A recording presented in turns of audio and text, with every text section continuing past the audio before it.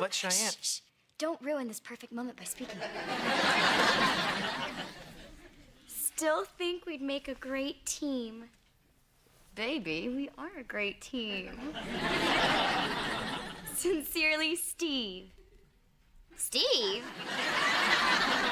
Van, is your hairdresser sending you flowers again?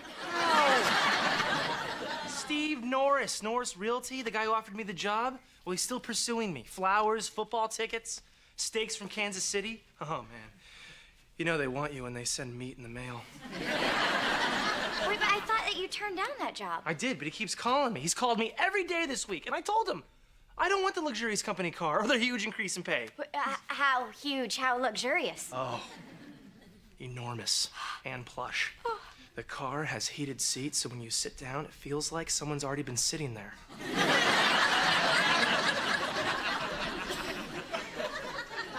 That combines two of your favorite things, driving and a warm butt. You must take this job. You don't think I know that? Of course I do. But how are we gonna tell your mother? Well, just talk to her. I mean, she gave you her blessing once. I'm sure she'll give it to you again. Yeah, but I swore my loyalty to her. And once you do that, you're in for life. Van, look, just talk to her. Quit writing me, woman. I know I have to talk to her, but listen, she has to be in the perfect mood. So I thought about this. I'm gonna do it after 6, after she's had her first tumbler of bourbon. Hey, gang, what's up? Hey, everything's good. How you doing? What's going on? Mom, Van has something that he wants to talk to you about. No. What is it, man? What?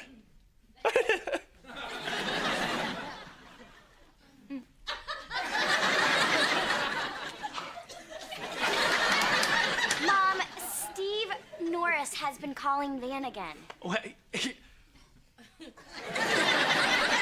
And they made him a really, really good offer. And I really think that he should take it. Oh. hey, Mrs. H, can I get you a tumbler of bourbon? Van, is this an offer you really want to take? Yes, he does. We both do. Well, I hate to lose you. We've really had some great times working together, but if this is what you want, you have my blessings.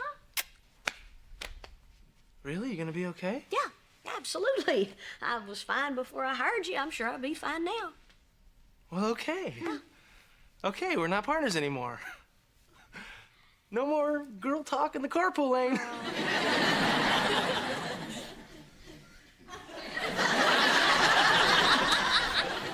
I guess this is just a little harder than I thought it was gonna be.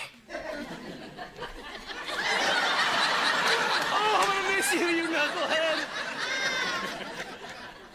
Van, you're still gonna be living. Don't look at me!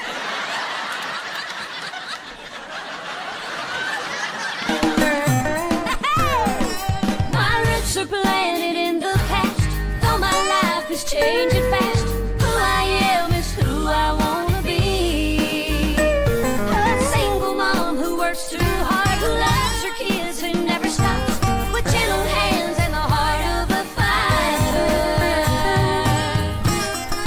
I'm a survivor.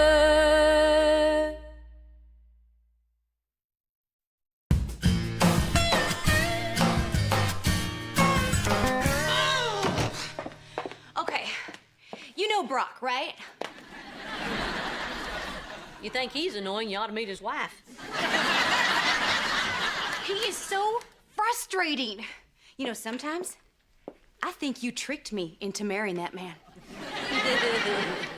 That would be weird, wouldn't it? It's just, you know how I've always been interested in broadcast journalism? Yep. Well, there's this great opportunity for me at a local cable station, Channel 34, and Brock doesn't even want me to apply. Then go for it. Really? Absolutely. And literally, I mean, go now. Oh, Reba, you are so nice. I'm so lucky. Can you imagine if Brock had been married to somebody I hated? Oh, I know. Good morning, Mrs. H. Hey, Van, how are you? Excited for your first day of the new job? Yep, I slept in my outfit. Can you tell? Nah. Okay. Hey, where's our client list? Out in the garage, why? Oh, I'm just gonna call everyone and let them know that I'm switching agencies. So is it in your desk? Why would you want to call them? You know what? You're right. You call them. Just let everyone know that my new website is www.van got another job and is working for another agency.com, no spaces. Man, I'm not going to call my clients and tell them to call another agency. Well, then just call my half. They're all my clients, you moron. You know what, Mrs. H, that's not fair. I worked really hard to get those people. That Fuller got fat because of my closer stare.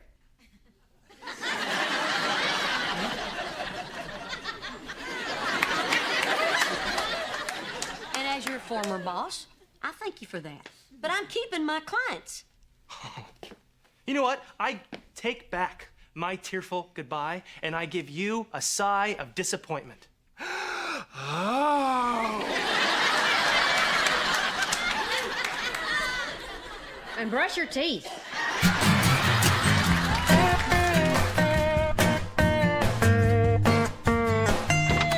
Oh, good. You're all here.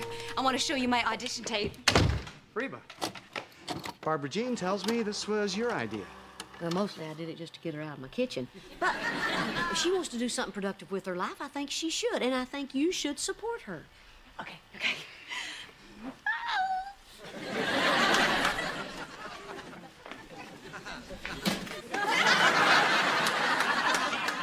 Hi, everyone. I'm your new meteorological minx, Stormy Clearweather.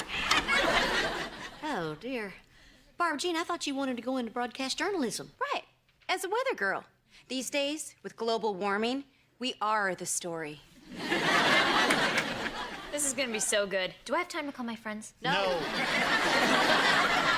Barbara Jean, do you even know anything about the weather? Oh, yes. I have a special way of knowing when it's gonna rain. When I was 9, my mom gave me this bedazzler, and I festooned all the back pockets of my blue jeans with these beautiful metal studs. And I would wear them every day until the big lightning storm of '82. And ever since then, every time it's gonna rain, I get a tingling sensation in this area here. You were struck by lightning. There's the missing piece of the puzzle. Hey, shh! You guys have got to see the rest of this. Okay. Whee! Now.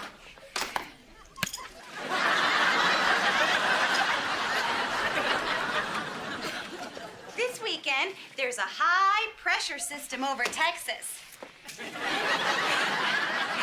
Which means it is gonna be smoking hot.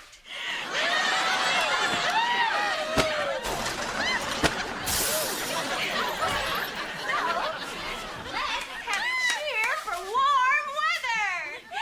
Give me an H. Give me an O. Give me a T. What does that smell? Hot, hot, hot.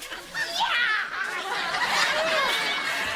But before that, there's gonna be heavy winds.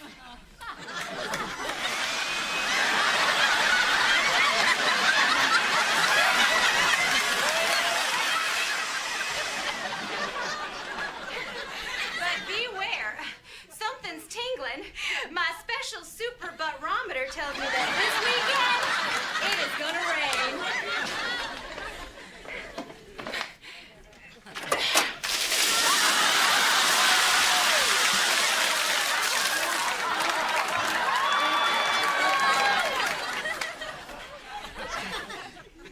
Back to you, Deborah.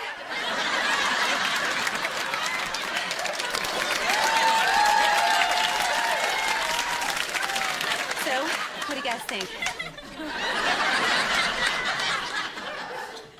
You know what my buttrometer tells me?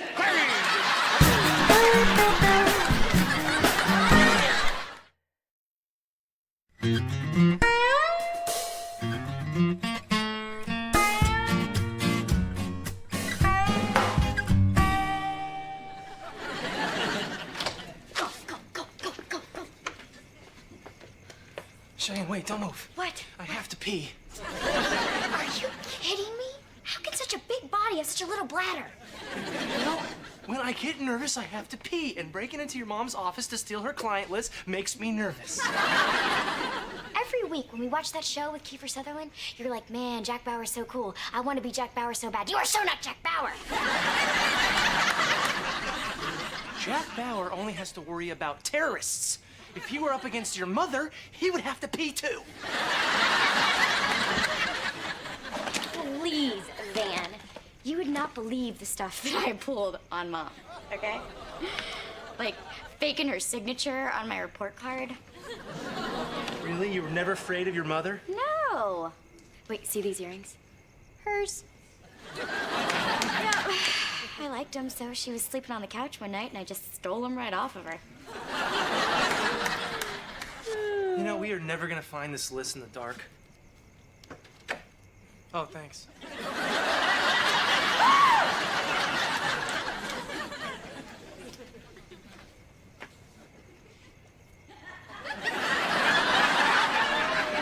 I can't believe you two. This is the thanks I get? With all I've done for you, you try to stab me in the back? No, Mrs. H, you have it all wrong. When we came, I really have to pee. Mom, the only reason that we're doing this is because you treated Van unfairly. What exactly did I do that was unfair?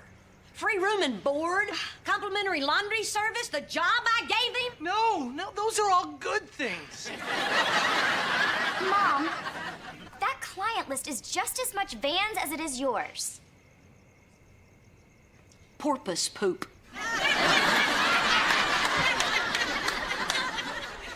Mrs. H, you always viewed our clients as family.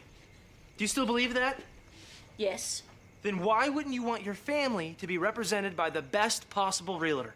What are you saying? That you're the better realtor? You really believe that? Well, Steve Norris seems to think so. That's why they gave him the company car. It's plush, and I've got a warm tushy. I don't care if they gave you a Winnebago. I'm the better realtor. Afraid not. Yeah, Mom. Afraid not. Well, you know what? I may have just come up with a solution to this little problem, but it won't be easy. You interested? Interested like a fox. First one to sell a house gets the list. What's so hard about that? Not just any house, Van. The Yablonsky house. The Yablonsky house? What's the big deal about the Yablonsky house? Some say it can't be sold. And I'm one of those some. So, Van, you in or out? Oh, I'm in. I'm in like Jack Bauer. With a small bladder. Excuse me.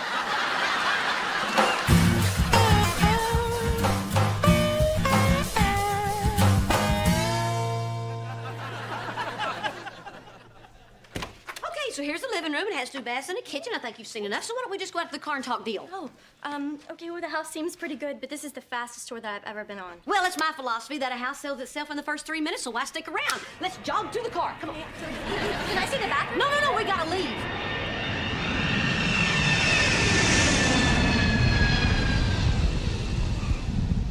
Sure, today you're on time. So how often does that happen? Oh, not often.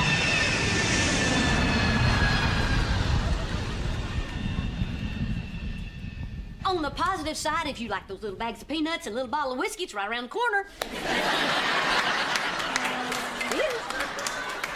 Good luck. Thank you. Crap.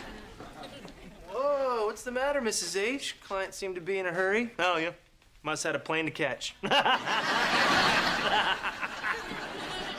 Laugh it up, funny boy. I'll find me a client to sell this house to. Well, it better be quick, because I think I found someone who's interested. Mr. McGuire, this is Mrs. H. Oh, hi. Mr. McGuire is looking for a house for his father. So what do you think? Seems all right. Needs a little work, but I think my dad's really gonna like it. Oh, yeah? Just wait.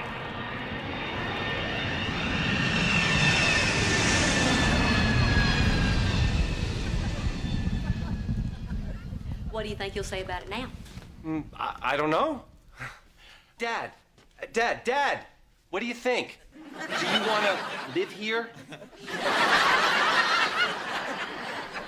He said that... I know what he said. I ain't blind. Why don't you guys take a look at the backyard? It's got a beautiful tomato garden. They're huge because of the jet fuel. Oh, looks like I win. List, please. You know what, Van? I think this whole contest was ridiculous. Just because you got lucky enough to find a client who is deaf doesn't mean that you're better than me. Wow.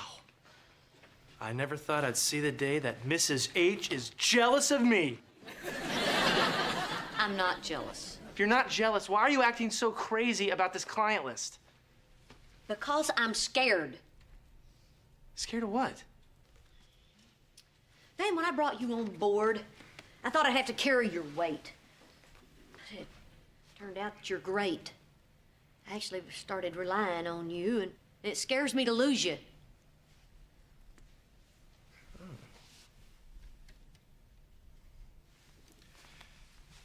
You know what, Mrs. H, you take the list. No. No, I want you to have it. I'm young and vibrant, and you're...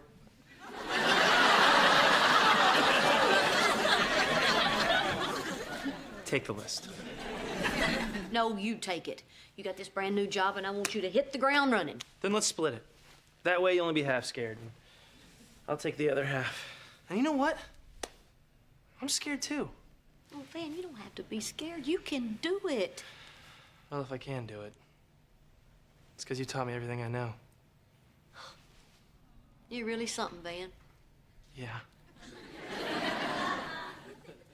No, I mean it. You know, there's something I've been meaning to tell you for a long time, but I thought I couldn't tell you because I'd cry. But it's just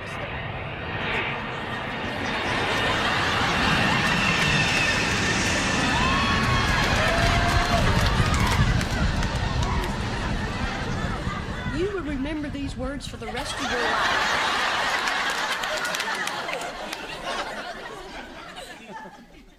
Well, all I can say is, right back at ya. I hope you remember this little talk. Don't look at me.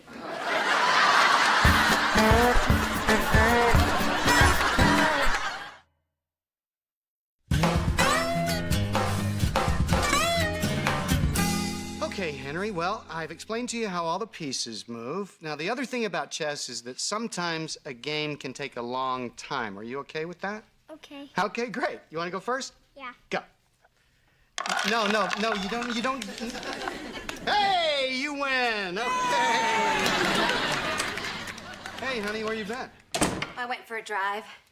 I heard back from the station about my tape. Oh. Hey, buddy, here, why don't you take these guys upstairs and play Army, okay? Hey, sweetie. Look, I know I haven't exactly seemed supportive about this thing or phase that you're going through. Brock, this is not a phase. Speaking Klingon was a phase. Pronouncing my name Barbara Jean, that was a phase. This is a dream that I have. What, to stand in front of a camera and dump water on yourself? It's not gonna rain every day, Brock. Why are you so threatened by this? I am not threatened. Yes, you are. It's like ever since I lost the weight, you want to keep me bottled up here at the house. I'm just worried about you. What? Honey, I'm trying to protect you. Come on. That tape was a little over the top. I mean, nobody's gonna take you seriously. Oh. Well, then, I guess I better go call them and tell them that they made a mistake. What? Oh, I got the job. You got the job? Shh. This just in. Looks like you're gonna have to put an extra blanket on the bed tonight. There's a cold front coming through. Oh, what? Oh, and my butt-rometer says it's gonna linger.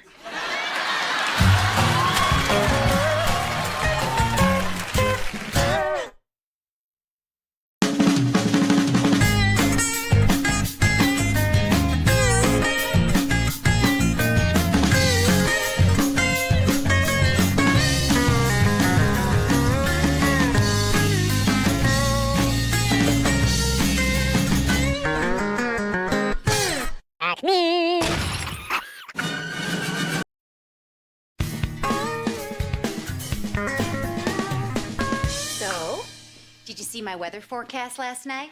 The one where you predicted the earthquake in Galveston? Yes. I didn't predict it. I said it would be funny. So, now that I'm a famous weather girl on cable, would you like an autographed photo? No, and I don't want the action figure either. There's my little mommy-to-be. How you doing, honey? I don't know. I have a really uneasy feeling about this pregnancy. Oh, honey, that's just normal. Why don't we talk about it?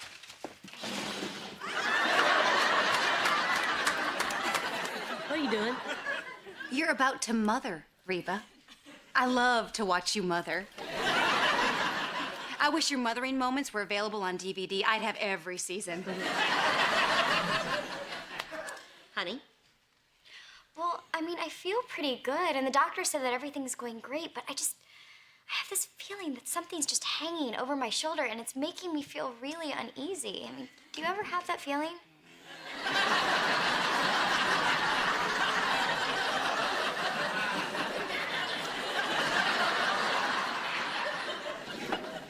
Honey, I think the feeling that you're talking about is what I call going good blues. Going good blues? Yeah, going good blues is a feeling that we all get when things are going really good, but we're just waiting for things to go bad. Oh, my God. Oh, heavens. Cheyenne, just listen to me, okay? The key is not to worry about what could go wrong, but just enjoy all the things that are going right. Does that help? Yeah, it does. Good. Thanks, Mom. Good deal, babe. Okay, the woman is good. The woman is right. The woman is wrong. What? I thought you said Mom was great at mothering. Yeah, she is, okay? But she's old school, okay? I mean, that kind of advice would be great on the prairie, Mrs. Ingalls. But today, we've got a whole new thing going. Well, why do you think I'm having this feeling? Oh, Cheyenne, you're having these feelings because you have got a million things to do before that baby comes. I mean, there's so much to plan. I don't even know what to do first. Well, the first thing is done. You told me. I'm gonna take it from here, Peanut, okay? Aw. Thanks, Barbara Jean. That's sweet. Now that I'm a role model, people stop me on the street all the time and they ask me, they say, stormy clear weather? What is your secret for balancing your role as wife, mother, and career woman? And I say, it's no secret. It's organization. And then I say, would you like a photo?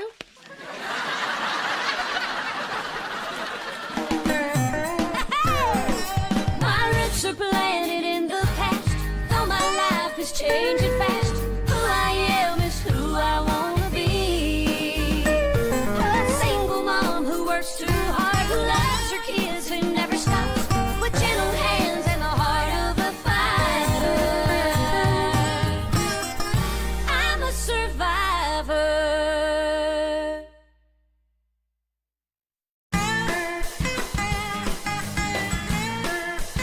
Okie dokie, Barbara Jean has compiled a list of all the things that you guys need to accomplish before my blessed event.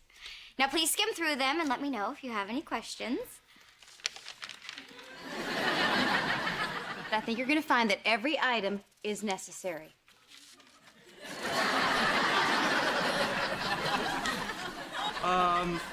Why is it that I have so many more pages than everyone else? Because you did this to me.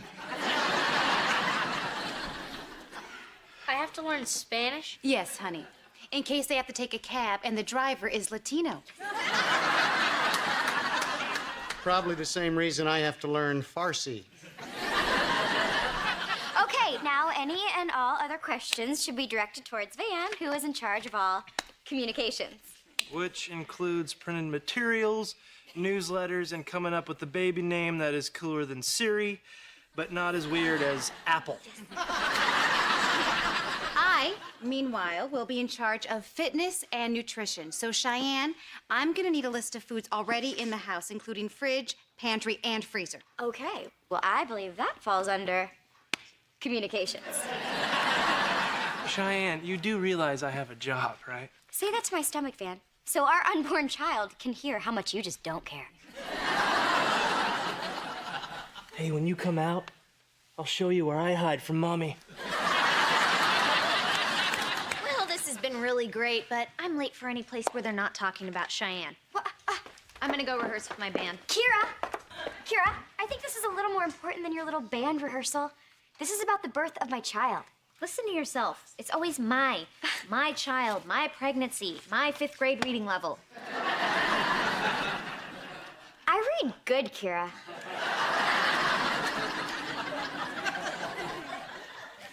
You should feel well about yourself. What did you do to make her so awful, Dad? Oh, don't blame me, baby. I was golfing for most of her childhood. Almost 2 o'clock. As fitness and nutrition counselor, I think it's time for a light snack. Can we have some booze with our snack?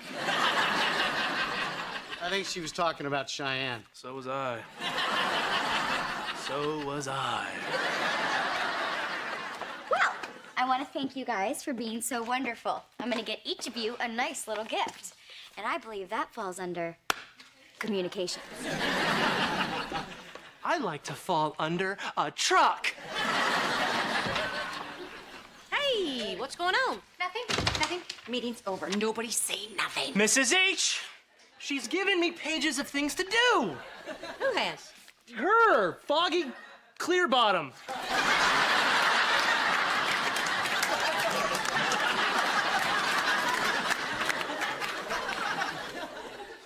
What have you done? Nothing. I was so inspired by watching you mother earlier that I thought I might just step in and do a little touch-up. You know who shouldn't do touch-ups? The touched. Okay, I'm gonna go talk to Cheyenne and see if I can straighten out your mess. You know what? You were gonna get a photo, but not anymore. Well, I guess I better go get a book to teach me Spanish. Hey, wouldn't that fall under communications? Go before I throw you. Mr. H, would you do me a favor? Will you hold this pillow over my face until I stop twitching? Relax, pal. You're just a little stressed out. Look, the next time Cheyenne does something that's a little bit crazy, just let it bounce off of you like BBs off a Buick. Babies off a Buick? Yeah. What kind of stupid advice is that? Hey, it works. Ping, ping, ping, ping, ping, ping. Well, I guess it doesn't hurt to try. Is that what you did when Barbara Jean was pregnant? No, I played golf through most of her pregnancy. So, honey, stop worrying so much. You can count on us to make sure that everything will get done. And it's more important right now for you to relax and not let yourself get all worked up. Okay, I guess I can bring it down a couple of notches.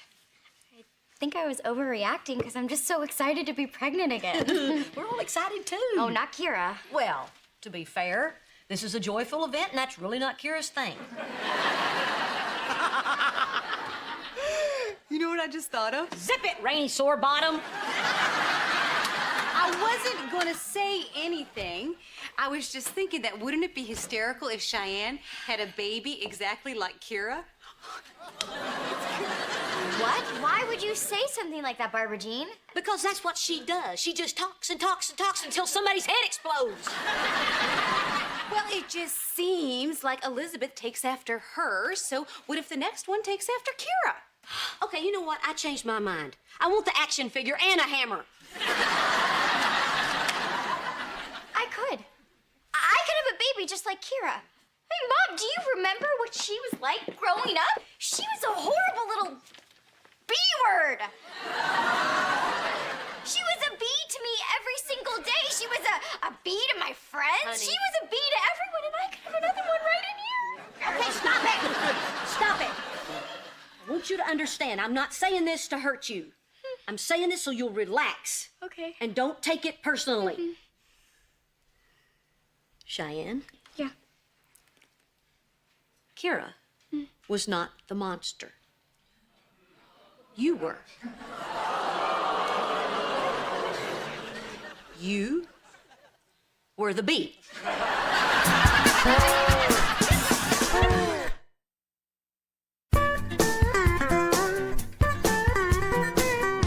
So, you're telling me this to cheer me up? That I was the horrible one, not Kira? Yes. I see. Tag me in, Reba, tag me in. Tagging you, Barbara Jean. Cheyenne, listen to me. Kira followed you everywhere, but you didn't want to share the attention with her. I was an attention hog? Oh, come on, Mom. That doesn't even sound like me. Sweetheart, you had a full-length mirror on your back. You know what? When I was younger, I was an attention hog. When you were younger? Oh, yeah. I completely outgrew it. I mean, now I'm uncomfortable being the center of attention. Stop looking at me. Okay, if I was what you're saying that I was, why don't I remember any of it? Okay, let me show you something, Cheyenne. It's a picture from Kira's 5th birthday. I usually keep this picture tucked behind another photo. This is the only picture we took that day. The party took a bad turn. What is this? It's a birthday cake with a toy fire engine smashed in it. My family used to use candles. Quit looking at me. What happened? Well, we gave you the truck to give to Kira, but you didn't want to give her anything. So after she opened it, you took it from her and smashed it into the cake. That was the last day Kira cried.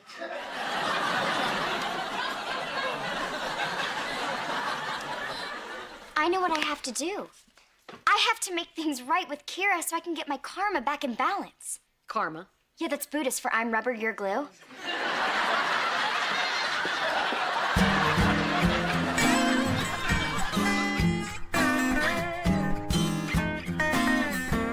Hey, Van.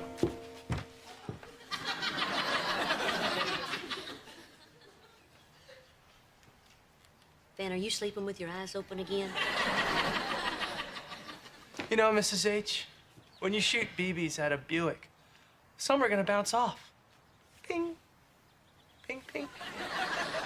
But eventually one is gonna sneak through and hit some glass. And it's gonna break into a million tiny pieces. Nobody knows what I'm going through.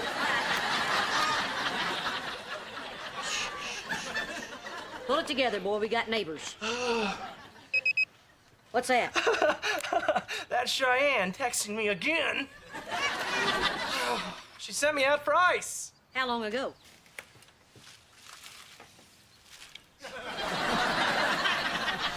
Come on. Where have you been? I text you like 50 times. What is this? The goldfish escaped.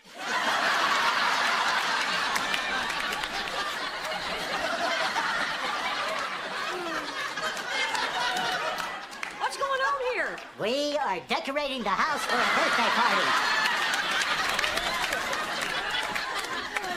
For who? Kira, I'm giving her back the birthday party that I ruined for her when she was 5. I asked Van to get me a big number 5 candle. He brought me a 4 and a 1. It adds up to 5. It's not the same thing. Ping, ping, ping, ping, ping, ping, ping.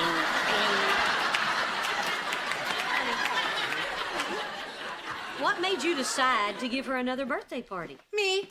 Well, it was Cheyenne's idea, but I was right behind her. And look, y'all, I made a cake. But since I'm in charge of fitness and nutrition, I made a sugar-free bran cake with cottage cheese frosting. Oh, you know what'd go good with that? A hot cup of dirt.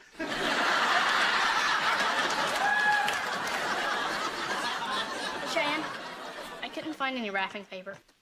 Aw, Jakey, I asked you to do one little thing and you can't seem to do it. Well, at least I didn't bring you 4 and a 1 candle. Adds up to 5. Surprise! Kira, do you know what this is? You finally got your GED? You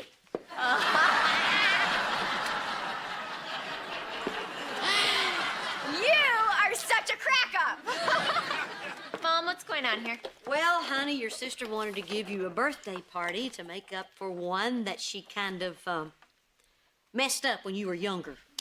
I did something that I regret, and I cannot feel better until I apologize.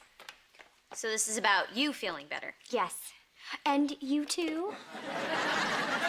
You're amazing, Cheyenne. Even when you do something for somebody else, it's still mostly about you. So you're not gonna forgive me for one little thing that I did to you when we were kids that you don't even remember? No, Cheyenne, because it wasn't just one little thing. You were crappy to me all the time. And I do remember that birthday party very well. I believe it ended something like this.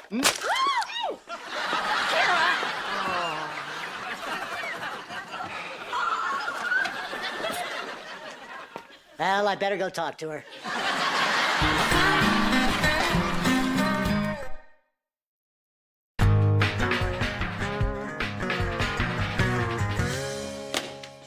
That's it, Mom. I'm done. I tried, and now I am done. Now, honey. You know what made me think that Kira would be anything but completely selfish about this? Now, hold on a second. That's not exactly fair. You can't expect someone to forgive you after years and years of hurtful behavior. Why not? I have always been the giving one. It's about time that she did something for me. Oh, your little sister did a lot of things for you. Oh, name one. How about the time she beat up Tyler Wallace? Oh, yeah. Who? Tyler Wallace was this bully that one day made the mistake of pulling Cheyenne's pigtails. Oh, I used to keep mine greased just in case, you know. Remember? Cheyenne screamed, Tyler laughed, and Kira came out of nowhere and dropped him hard. She slapped that boy so many times it sounded like applause. Look, Cheyenne, maybe Kira will forgive you, but you have to mean it. Oh, good, Kira. Your sister has something she'd like to say to you. Dad said I had to come in here. He didn't say I had to stop. Halt! Turn! Listen! Speak! Nicely! Okay. I'm sorry that... You know what? I could have a boy. Cheyenne! I don't know what to say. Just speak from your heart. Remember, the woman is good. Quit looking at me.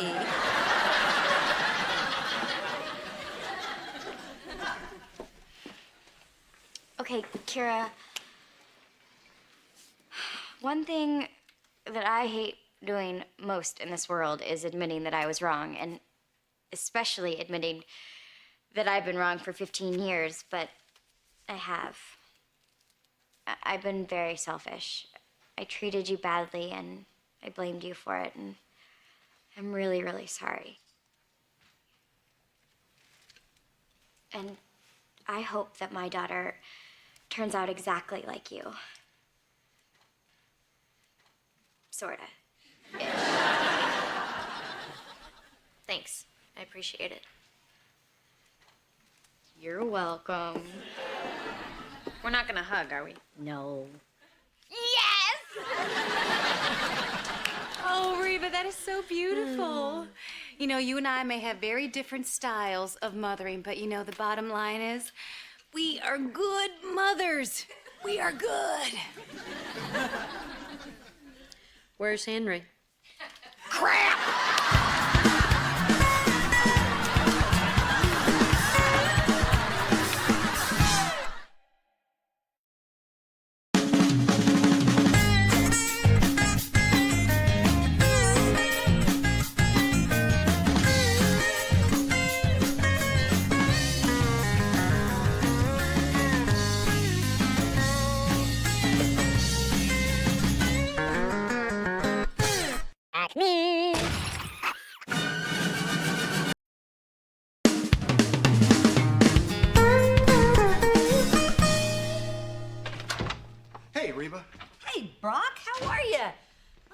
We're divorced. I don't care. Let me ask you something. What was the most romantic thing I did in our marriage? Leave.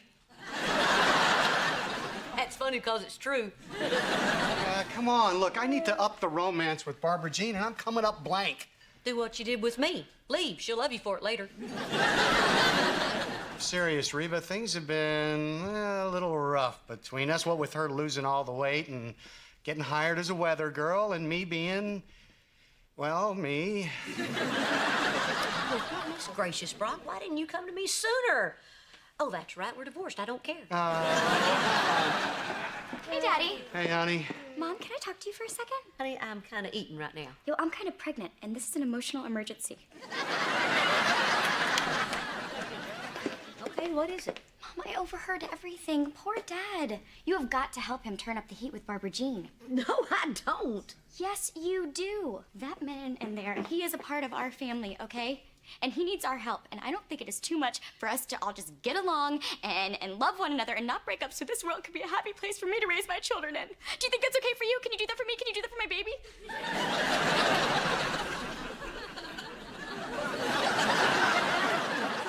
Wow, you really are pregnant, aren't you?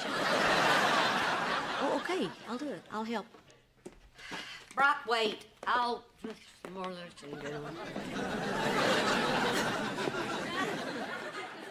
You'll what? help! Seriously? Yeah, give me a little bit of time and I'll come up with something that'll knock the socks off that giant wife of yours. Oh, wow. Thanks, Cheyenne.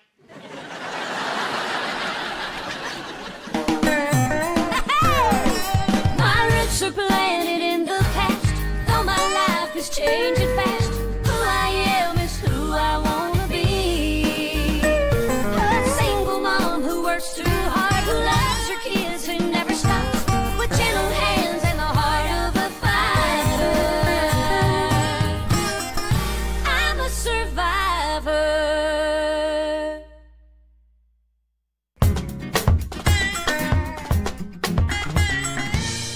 Hey, Ben, I'm clearing out the garage. Where do you want this box that says Kira, do not touch? You're not supposed to be in the garage. That's my office. Didn't you see the computer and desk I put out there? Jake put a poster of Bambi in his closet. Doesn't make it Disneyland. Mrs. H! Kira seems to think that she can just waltz into our garage/office and move around our stuff/junk. Punish her. Man, I told her she could. Her band's shooting a video and Kelly Clarkson has the kitchen booked. But that's my office. Share the space. But I need privacy. I go into my office to get into the zone. Once I'm in the zone, the magic happens. No office, no zone. No zone, no magic. No magic, no money. No shoes, no shirt, no service. That's a law, Kira. That's not funny.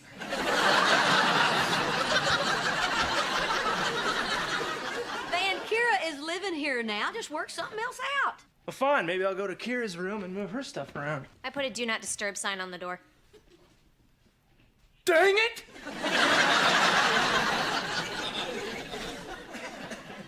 Kira, honey, can't you just shoot your video over in your dad's garage? You can't run the lights in the tanning booth at the same time. Hey, Reba. So, did you think of something to help me romance Barbara Jean? Yes, I did. You know, I thought about getting into Barbara Jean's head, but you know me, I hate cobwebs. So this is what I came up with. First, get a babysitter for Henry, so you guys can have more time alone. Then, hide some flowers around the house so that every time she turns a corner, she gets a beautiful surprise. Next, draw her a bubble bath. Light some candles, throw some chocolates on the pillows. You see where I'm going here?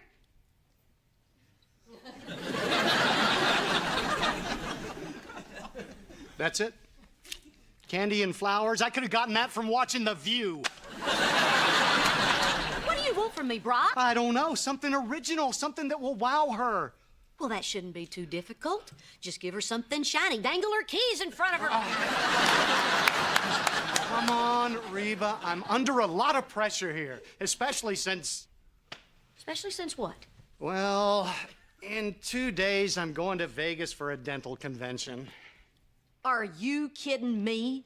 You're asking me to help butter up your wife so you can run off for a week of poker and strip clubs? It's a business trip.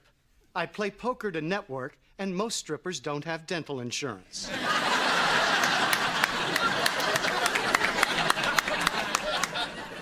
Well, you know what? You're on your own. I can't drag you 2 steps forward when you're slamming the brakes in reverse. No, come on, Reba. I'm serious about this. Look, Barbara Jean and I have never been this distant before. Then cancel your trip.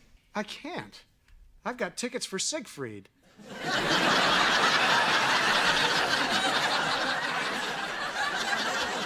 Fine. This is my last shot. Take it or leave it. Pick a happy moment from your marriage. Could be an anniversary or a special night out, and recreate it. That is not half bad. Yeah, and if that doesn't work, just make sure you have your keys.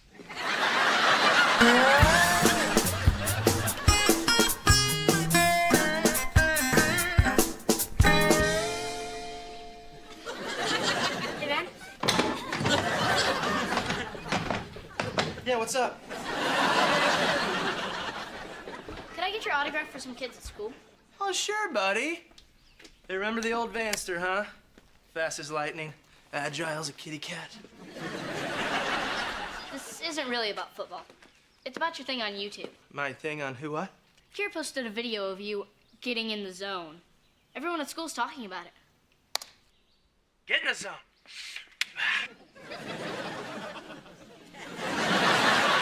Hi, my name's Van Montgomery. Big money. Big money. Gotta get in the zone. I'm gonna sell you a house. You just got served. Get in the zone. Here we go. Nah, that's not it. Come on, Van. One by half. Yes, these are my natural eyebrows. Get it. Get it. You're gonna make some money off that onion right there, buddy. House is here, baby. Here we go. You wanna smack it? Go ahead. You wanna smack it? Go ahead. Who's that? Kira? Get out of here!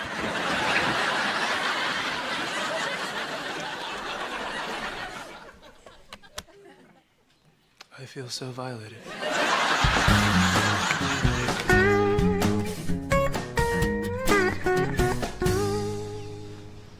Hello? Hey, Whoa. Hey, you know, this reminds me of a joke. You know how many redheads it takes to change a light bulb? you know you're getting the bald spot? How was your mission in Vegas? It was great. You know, in fact, I stopped by to thank you for pointing me in the right direction. I came up with something terrific for Barbara Jean. No, can't wait to hear all about it. Well, you have to promise you won't tell anyone. I want this to be a big surprise. Oh, Scout's honor. What did your big orange head come up with now?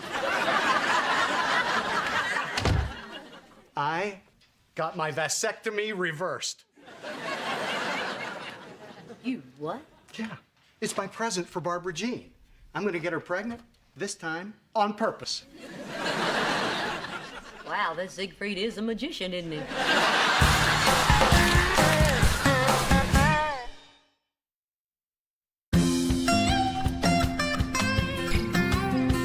You got your vasectomy reversed? Yes, on the way to the airport, I was racking my brain.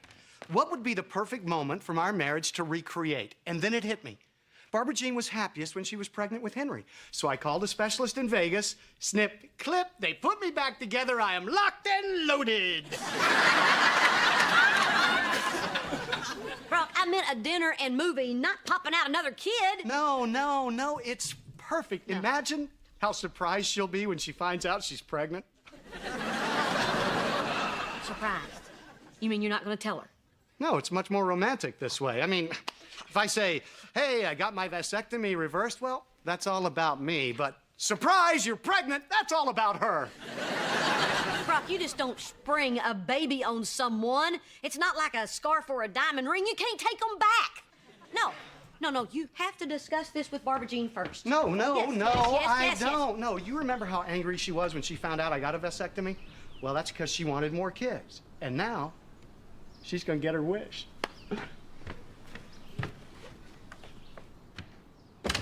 Is there anything you can't get done in Vegas?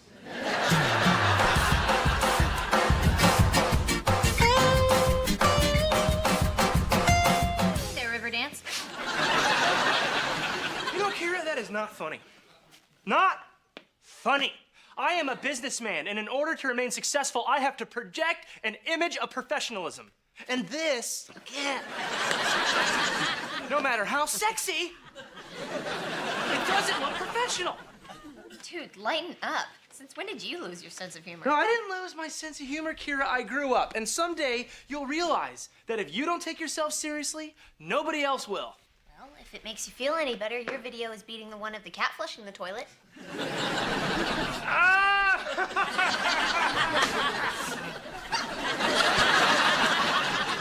Do I look like a doofus to you? Don't answer that.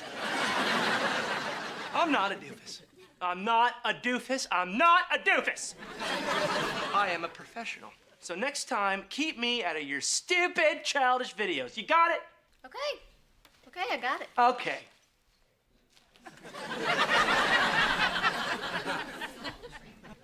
At least I hope I got it.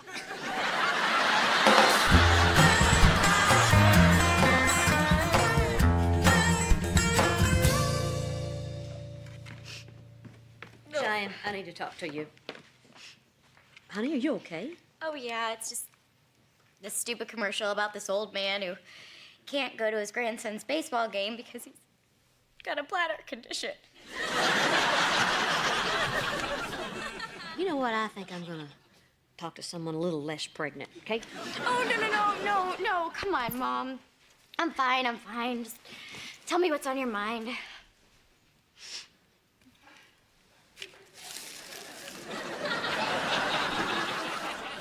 Okay. Well, honey, I need some advice. I know someone who is about to make a big mistake. I mean, a huge mistake that will have a big impact on himself and everybody around him, and I just don't know what to do. Can you give me any names? No. Is one of the names Van? No. Okay. Whenever I'm in a situation like that, I usually ask myself, what would Mom do? So, my advice to you is ask yourself, what would Reba do?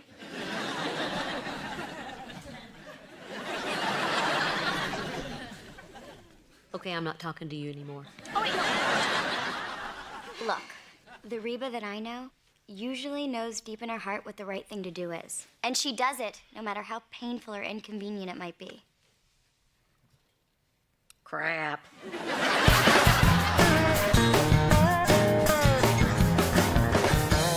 Please, no one be naked. Oh, naked.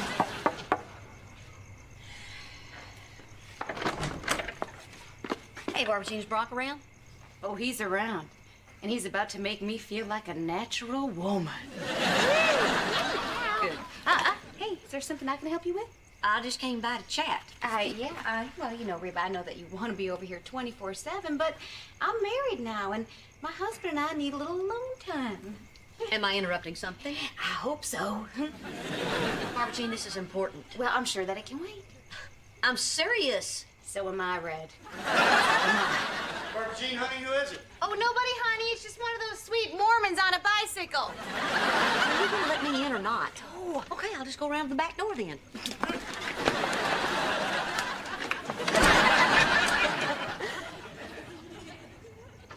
Wow.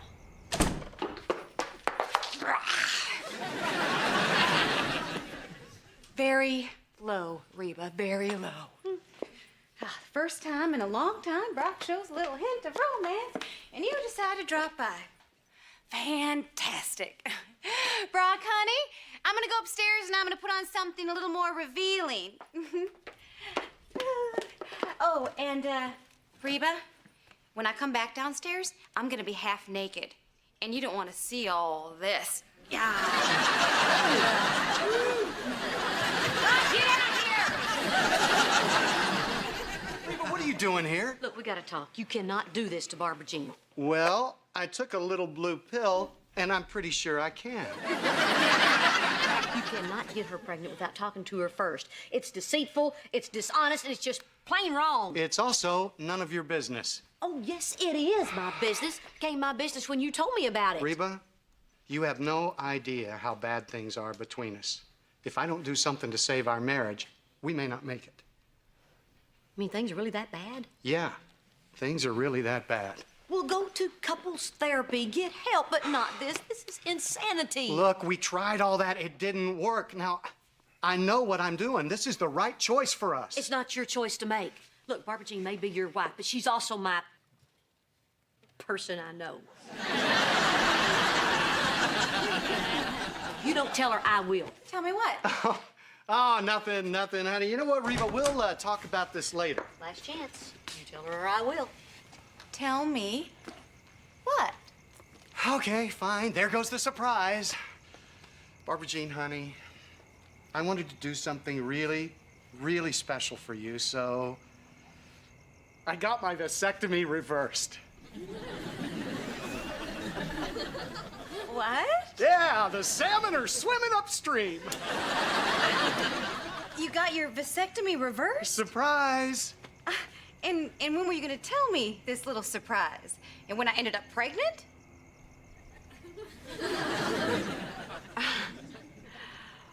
Wow. Okay, all right. If it helps, his heart was in the right place. Okay, you know what? Don't defend him on this. Wait a minute, honey, why are you so mad? I thought that this would bring us closer together. How does lying and deceiving bring us closer together? Gosh, Brock, just when I think you're growing up, just when I think there is a glimmer of hope for us, you pull something like this? This was the last straw. You and your salmon can sleep on the couch. Thank you, Reba.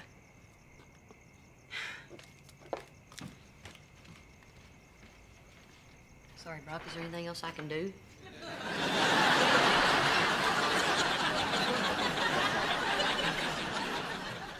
No, I think you've done enough for one evening. If it helps, you've ruined salmon for me.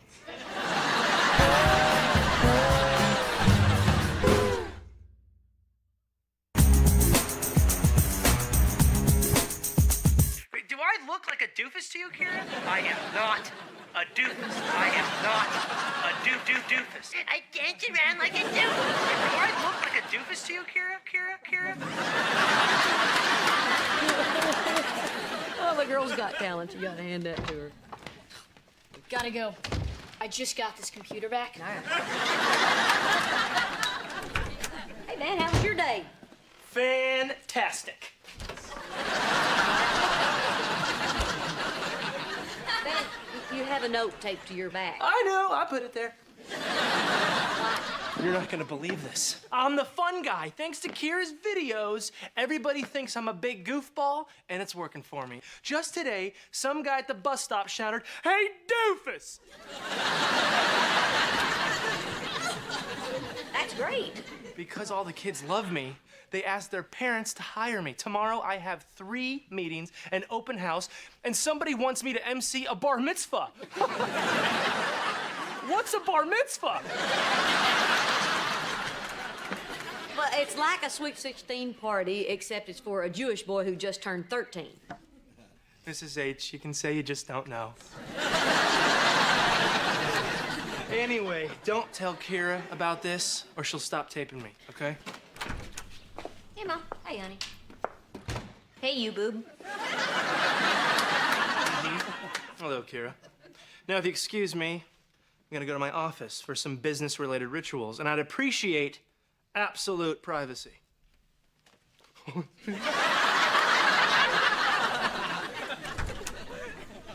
What's with him? Oh, you've made him famous. He's the doofus.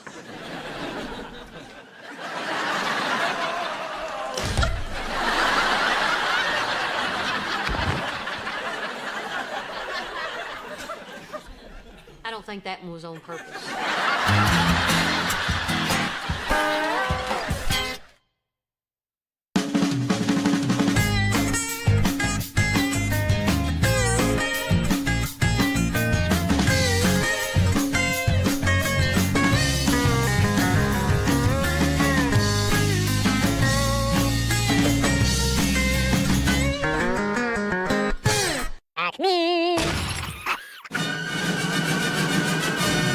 No, Cheyenne sniffled, leaning into maternal embrace.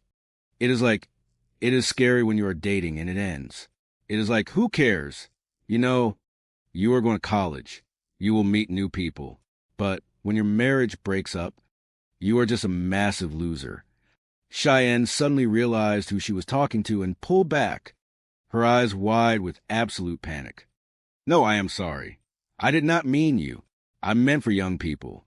Reba offered a tight, gracious smile, absorbing the accidental insult with the grace of a woman who had survived much worse. Are you through? Yes, I think so, Cheyenne whispered, wiping her eyes. Look, Reba advised, her tone shifting to serious, grounded guidance. You are going to have to tell Van how you are feeling.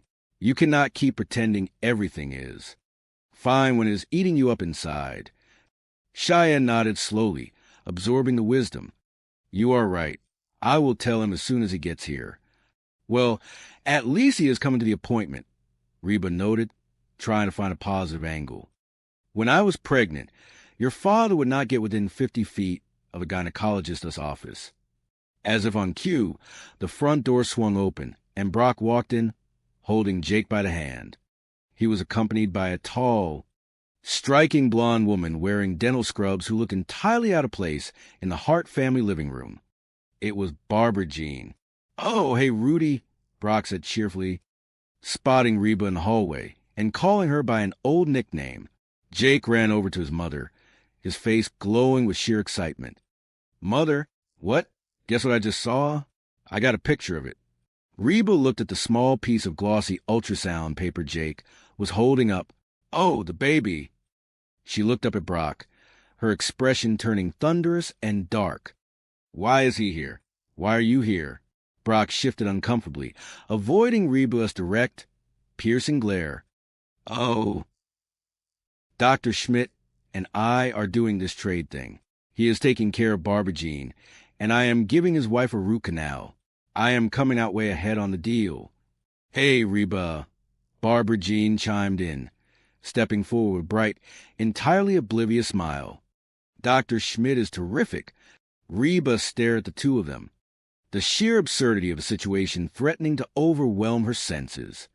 What is wrong with you? She asked Brock, her voice dangerously calm and measured.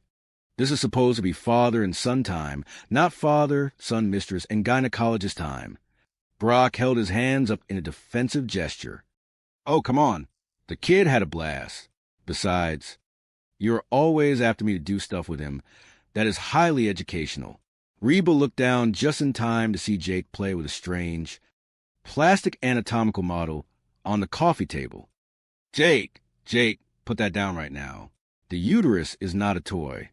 She looked back at Brock, her patience entirely depleted. This is exactly why I give you lists. Yes, well, Brock argued weakly, searching for a loophole. The gynecologist's office was not on the not-to-do list. You do not see strip club on the list either, Reba retorted sharply, but I can certainly write it down if there are any questions regarding common sense. Brock rolled his eyes toward the ceiling. Oh, boy, here we go again. Because you never change. Cheyenne stepped forward, her hands raised in a desperate plea for peace. Can you please talk about this later? Let's everybody take a deep breath and visualize the beach. You want to know what I am visualizing? Reba asked Brock, taking a threatening step closer. Brock took a quick step back toward the door.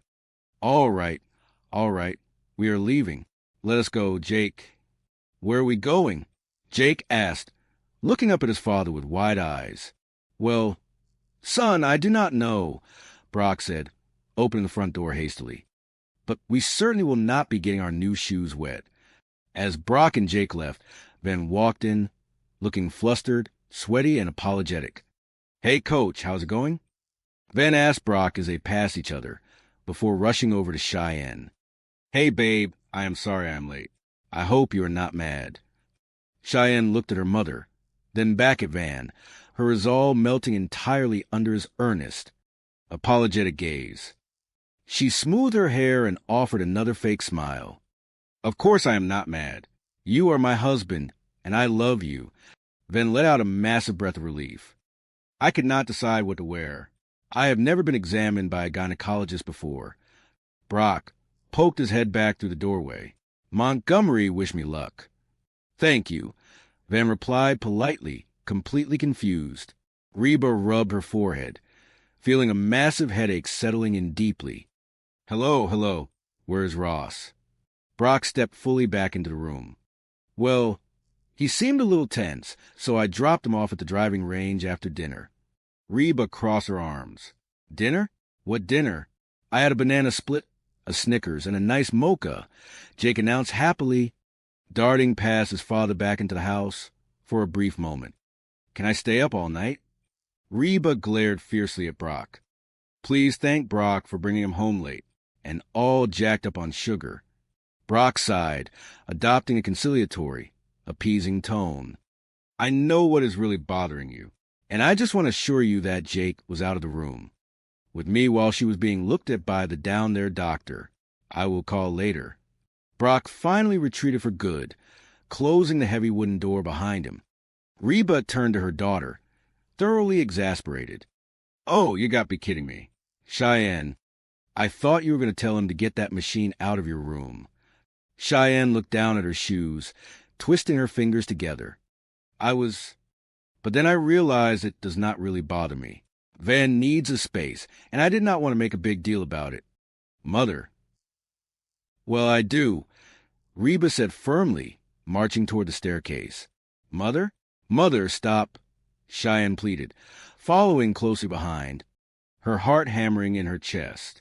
Reba pushed open the bedroom door. Van was standing in the center of the room, admiring his cheerleader posters. He pumped his fist in the air, imagining the roar of the stadium crowd. Go, Van! Come on! Yes! Come on! Go, Van! Go! Hey, Mrs. Hart! Van greeted her brightly, completely unbothered by the sudden intrusion. Reba pointed a stern, unyielding finger at the massive exercise machine that had been dragged back upstairs and was now occupying a corner of the bedroom. You cannot keep this thing in here. Van looked confused, turning to his wife.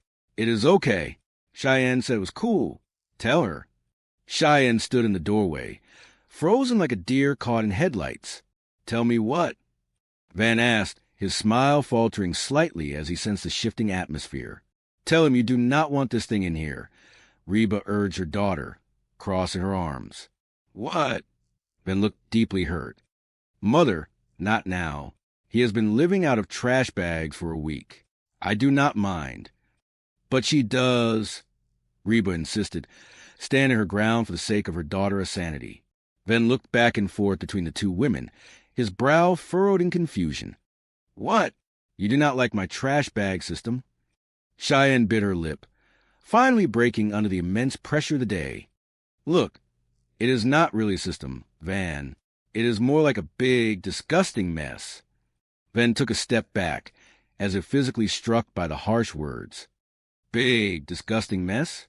Is that your fancy way of saying you do not like it? Yes, Cheyenne admitted, her voice trembling as the truth finally spilled out. Van threw his hands up in the air in total exasperation. I cannot believe this. What is next? You are to tell me you do not like the cheerleaders. Cheyenne closed her eyes, wishing she could disappear into the floorboards. Oh, man, this is a nightmare, Van groaned, pacing the small space left between the bed and the exercise machine. It is like I did not even know you. How could you possibly think that I would want to wake up every day and see that in my room? I am sorry, Cheyenne cried out, tears finally spilling over her cheeks. I thought it was our room. Reba realized too late that she had pushed a fragile situation over the edge. Come on, girls, Van said to the poster, ripping it off the wall with a tearing sound. We are out of here. Van, Cheyenne called out weakly, but he had already grabbed his jacket and turned his back to her, storming down the hallway. Cheyenne turned on her mother, her sorrow instantly transforming into fierce, blazing anger. Thanks a lot, Mother. Reba stood her ground in the hallway. Now, Cheyenne, it was going to happen sooner or later. You cannot live like this, bottling everything up. Oh, and screaming at each other is so much better? Cheyenne shot back, wiping angry tears from her face. Just because you are married, you should not be afraid to say what is on your mind. Reba argued passionately. I do not know why you were not honest with him in the first place. Well, maybe because I did not want to drive him away like you drove away, Dad, Cheyenne yelled, the words echoing loudly and violently in the quiet hallway. Reba flinched, the accusation hitting her like a physical blow to the stomach. She turned to walk away, needing space to breathe, to process the immense, suffocating hurt caused by her daughter's words. Whoa, whoa, get back here, Cheyenne called out, her voice thick with instant regret.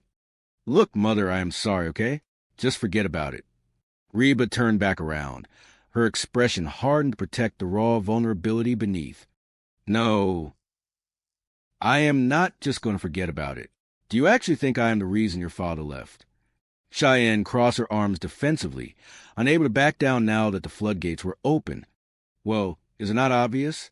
You pretty much control everything that happens around here. I would rather not take credit for this, Reba said sharply, her voice trembling slightly. You know what? Cheyenne continued, her voice rising again. If something is not exactly the way that you think it should be, you just have to say something. Why cannot you just leave things alone? I mean, do you really think Dad would care what kind of comforter is on the bed? Reba stared at her daughter for a long, heavy moment. No, it is obvious your father is not picky about what is on his bed. With that final, painful truth hanging in the air, Reba turned and walked out the front door, leaving Cheyenne standing alone in the hallway, the silence pressing in around her. The office of Reba's therapist was a sanctuary of soft lighting, comfortable leather chairs, and neutral, calming tones. It was a space designed for reflection and healing, though today, Reba felt entirely resistant to both concepts. She sat rigidly on the edge of the sofa, her hands clasped tightly in her lap. Oh, Reba, you are late, the therapist noted gently, setting aside a small notebook and adjusting her glasses. I am sorry, Reba apologized, brushing a stray lock of auburn hair from her face. I got here as soon as I could. The therapist offered a warm, professional smile. Is the rest of the family coming in for therapy? No, Reba said flatly. I figured it is easier to fix them when they're not here getting in the way. The therapist leaned forward, resting his hands on his knees. So what is the big emergency today? Reba let out a breath she felt she had been holding all day. Where do I start? My 7-year-old son spent yesterday at the gynecologist, my pregnant teenage. Daughter blames me for everything wrong in her life, and nobody bothers to put milk on the grocery list. The therapist nodded slowly, absorbing the torrent of information. Why do we not start with the thing that is bothering you the most? The milk. Reba looked at him, slightly annoyed by the therapeutic pivot. Uh-huh. You know, Reba, the therapist explained, his voice calm and melodic. Sometimes when life becomes chaotic, we tend to focus on controlling the smaller issues to avoid confronting the bigger, more painful issues. Reba shifted uncomfortably on the leather sofa. You know, this is not the first time I've been accused of this controlling thing, and frankly, I would like to put a stop to it. I see. The therapist encouraged her to continue. I mean, I was the one that stuck by her. Reba said, the hurt from Cheyenne's accusation resurfacing with a vengeance. He was not even going to come to her wedding, which I planned myself. And do not get me started on that exorcist machine in her bedroom. No matter what I do, I get the blame. Reba threw her hands up in defeat. I should just let them fend for themselves for a change. They would fall flat on their face in 5 minutes. Or, the therapist countered gently, they would learn to take care of themselves. Reba scoffed, shaking her head. Fat chance. Well, you never know until you give a shot, the therapist challenged her gently. Reba looked at him, searching for practical advice amidst the psychological theories. So what do I do? The therapist smiled, a soft, knowing expression. Nothing. Reba blinked, sure she had misheard. Say again? Look, I know it is a scary concept, he explained, but try it. Take some time for yourself. Get a massage, go to a movie, take up a hobby. Reba stared at him, feeling more lost than when she had arrived. Could you not just write me a prescription instead? The Hart kitchen, usually the bustling, warm center of the household, was eerily quiet that evening. The sun had set, casting long, dark shadows across the linoleum floor. Cheyenne stood in front of the open refrigerator, staring blankly at the surprisingly bare shelves.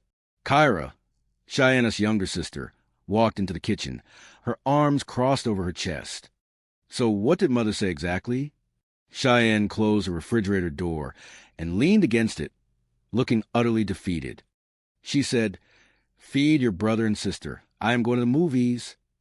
Kyra rolled her eyes, throwing her hands in the air. She has lost it. What are we going to eat? I do not know, Cheyenne admitted, gesturing broadly to the empty kitchen. There's like nothing in here. Van wandered into the kitchen, sensing the tension. He looked miserable, his eyes red. What is going on? Cheyenne glared at him, the unresolved anger from their earlier fight still simmering just beneath the surface. So you are talking to me now?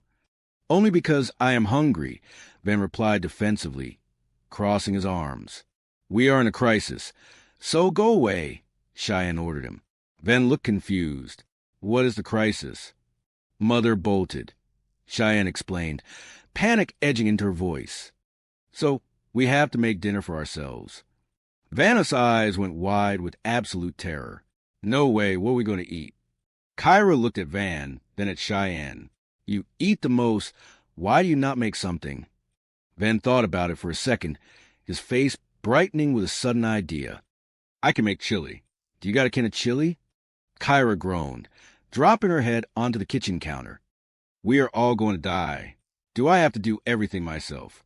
Just as the despair reached a boiling point, the front door rattled, and Jake ran into the hallway. Daddy? Pizza man! Yay! Kyra cheered, lifting her head from the counter as Brock walked into the kitchen carrying 3 large, steaming cardboard pizza boxes. Daddy, Cheyenne said, rushing over to hug him, deeply relieved by his arrival. I was this close to rolling Jake in a tortilla. Brock laughed, setting the boxes down on the dining table. Thanks, Coach, Van said, already reaching for a hot slice. Onions. Cheyenne slapped Vanna's hand away. If you have any interest in kissing me tonight, you will not eat those. Van quickly withdrew his hand, looking mournfully at the pizza. Onions, he whispered sadly. Brock watched the interaction, recognizing the classic signs of marital discord. What is up with you two?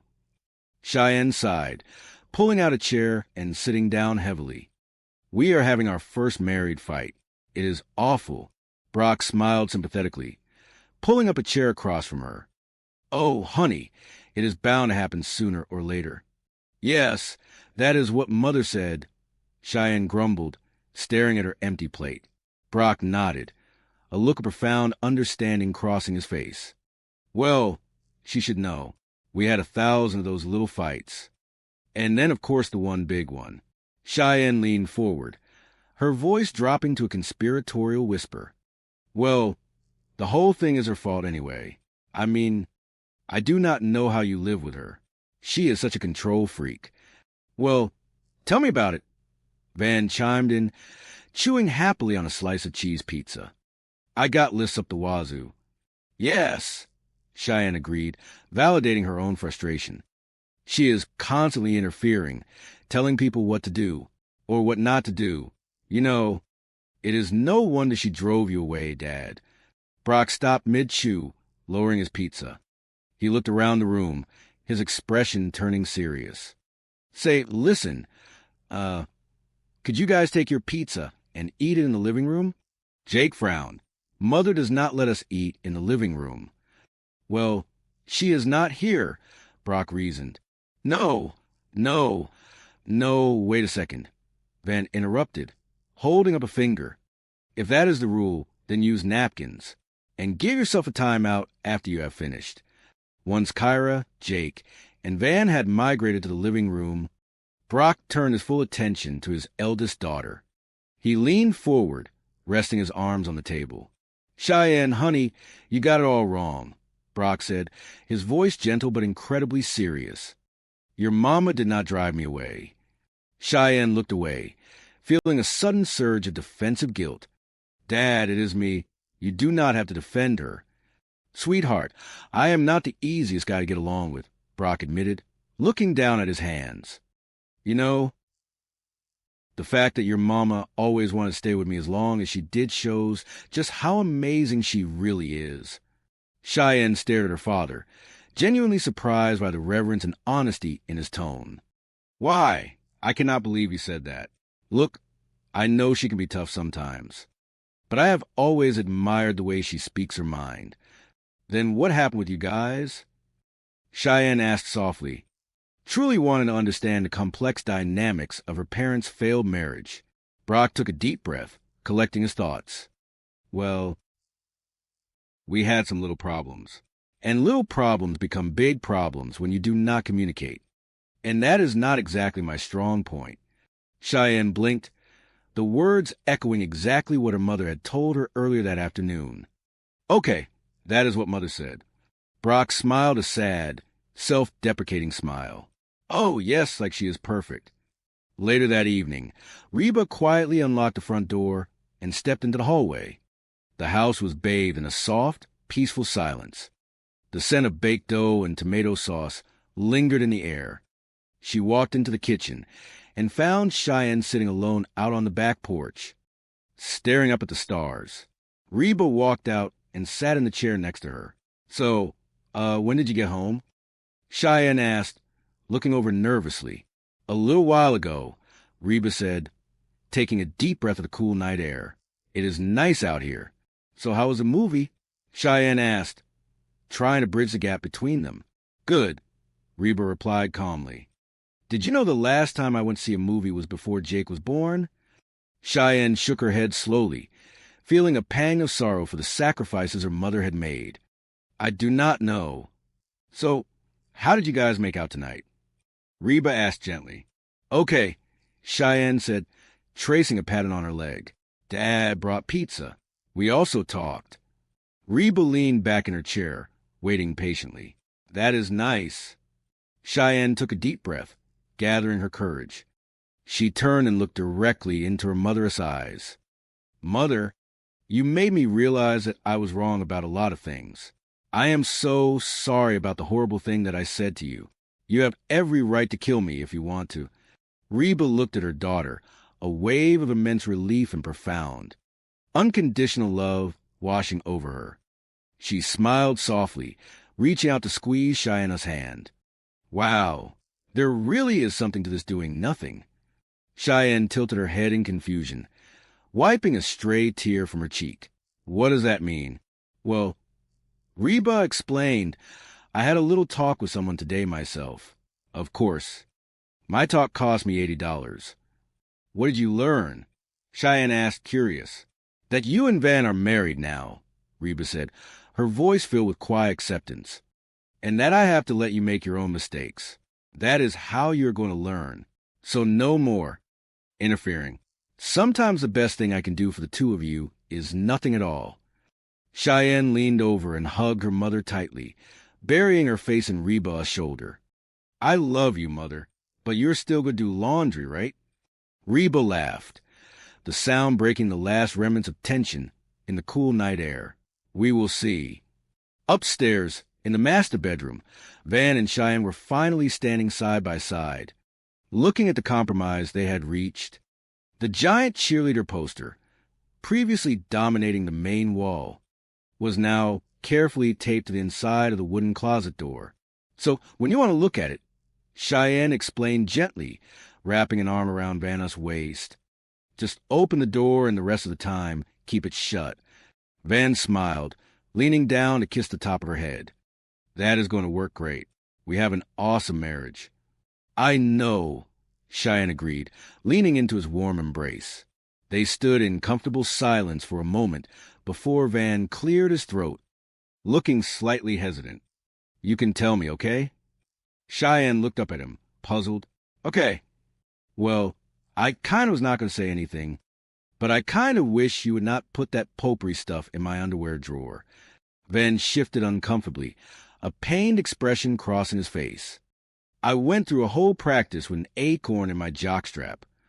Cheyenne stared at him, utterly bewildered, before bursting into bright, musical laughter. I did not do that. Van looked genuinely frightened. Then who did? Down the hall, in his bedroom, 7-year-old Jake was happily organizing his collection of acorns, completely unaware of the chaos he had caused. I have been under a lot of stress, Van muttered, closing the closet door on the cheerleaders, shaking his head. I have been under a lot of stress. The afternoon sun filtered gently through the sheer curtains of the Montgomery bedroom, casting a warm and golden glow over a scene of absolute, unmitigated domestic chaos. Cardboard boxes, overflowing with an assortment of teenage boyhood treasures, formed a haphazard mountain range across the carpet. Scattered among them were numerous bulging black plastic trash bags, serving as makeshift luggage for a high school football star who had recently experienced a rather abrupt relocation. Van Montgomery stood in the center of the cluttered room, his hands planted firmly on his hips. A wide, boy's grin spread across his face, radiating the kind of untroubled optimism that only a young athlete could possess. He held up a massive, framed poster with the reverence of a museum curator unveiling a priceless masterpiece. He tilted his head, admiring his handiwork. "How does this look?" Van asked, his voice brimming with genuine pride. "Like a truck on a wall, right?" Cheyenne, his newlywed wife, sat carefully on the edge of the bed. She was young, pregnant, profoundly tired, and currently trying very hard to be the supportive spouse she desperately wanted to be. She forced a bright smile, though her eyes betrayed a hint of overwhelming exhaustion as she surveyed the destruction of her once pristine, pastel-colored sanctuary. "Perfect," Cheyenne said, her voice slightly strained but determinedly cheerful.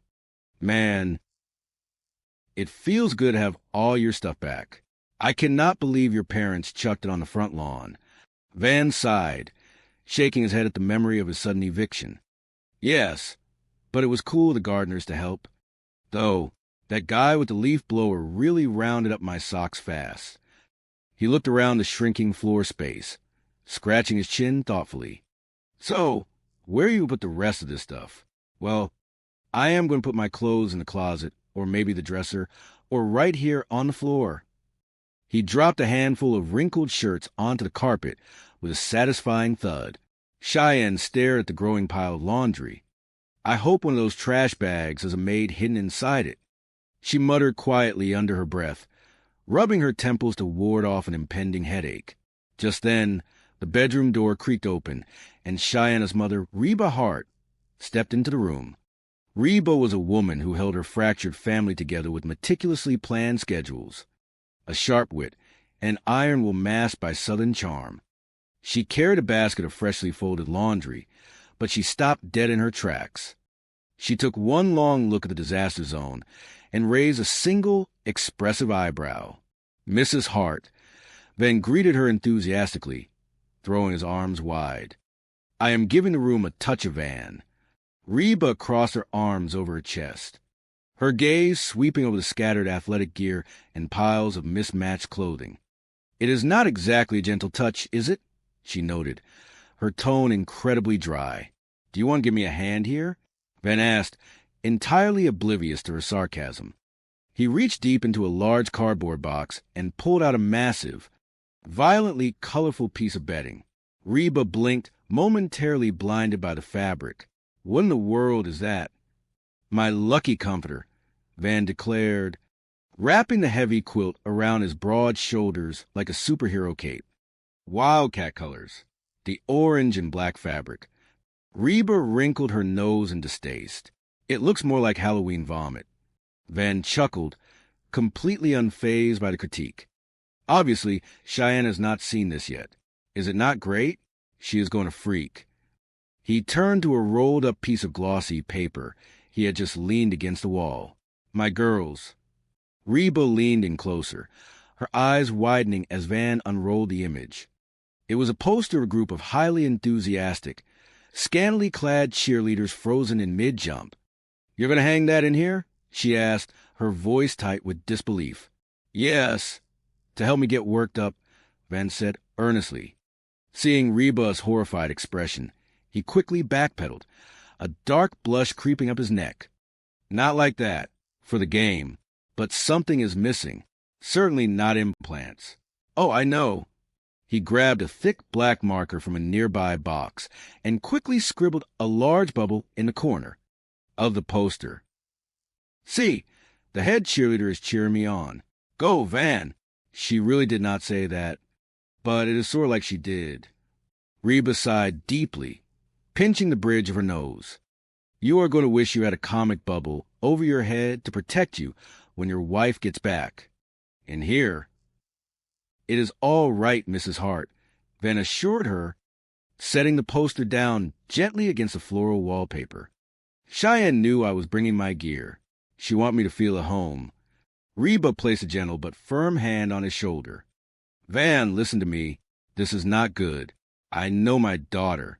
She was moody before she was pregnant."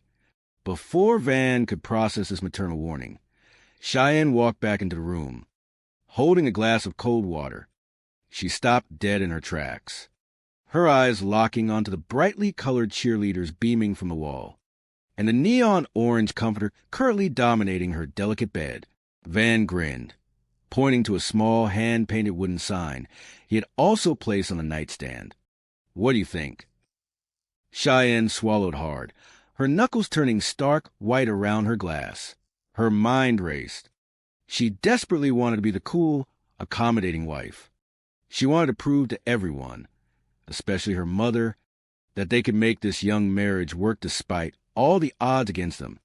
She swallowed her true feelings and plastered on a bright, utterly unconvincing smile. "Oh, my goodness. I love it," Cheyenne lied smoothly. Reba coughed softly into her hand. "Liar." No, I really do," Cheyenne insisted, her voice trembling slightly as she shot her mother a warning glare. Reba crossed the room, unable to let the moment pass without a gentle probe. "What is your favorite part? The headlights on the monster truck or the ones on the cheerleaders?" Cheyenne forced a laugh that sounded more like a sudden hiccup. "It is hard to say. I guess it is the way the little sign says that Mr. and Mrs. Van Montgomery live and love here." Van beamed, completely missing the heavy, suffocating tension in the air. Reba simply shook her head and quietly slipped out of the room, leaving the young couple to their chaotic nesting. "Well, that sucked," Reba whispered to herself as she walked down the hallway. "Big time." Downstairs, the quiet of the house was incredibly short-lived.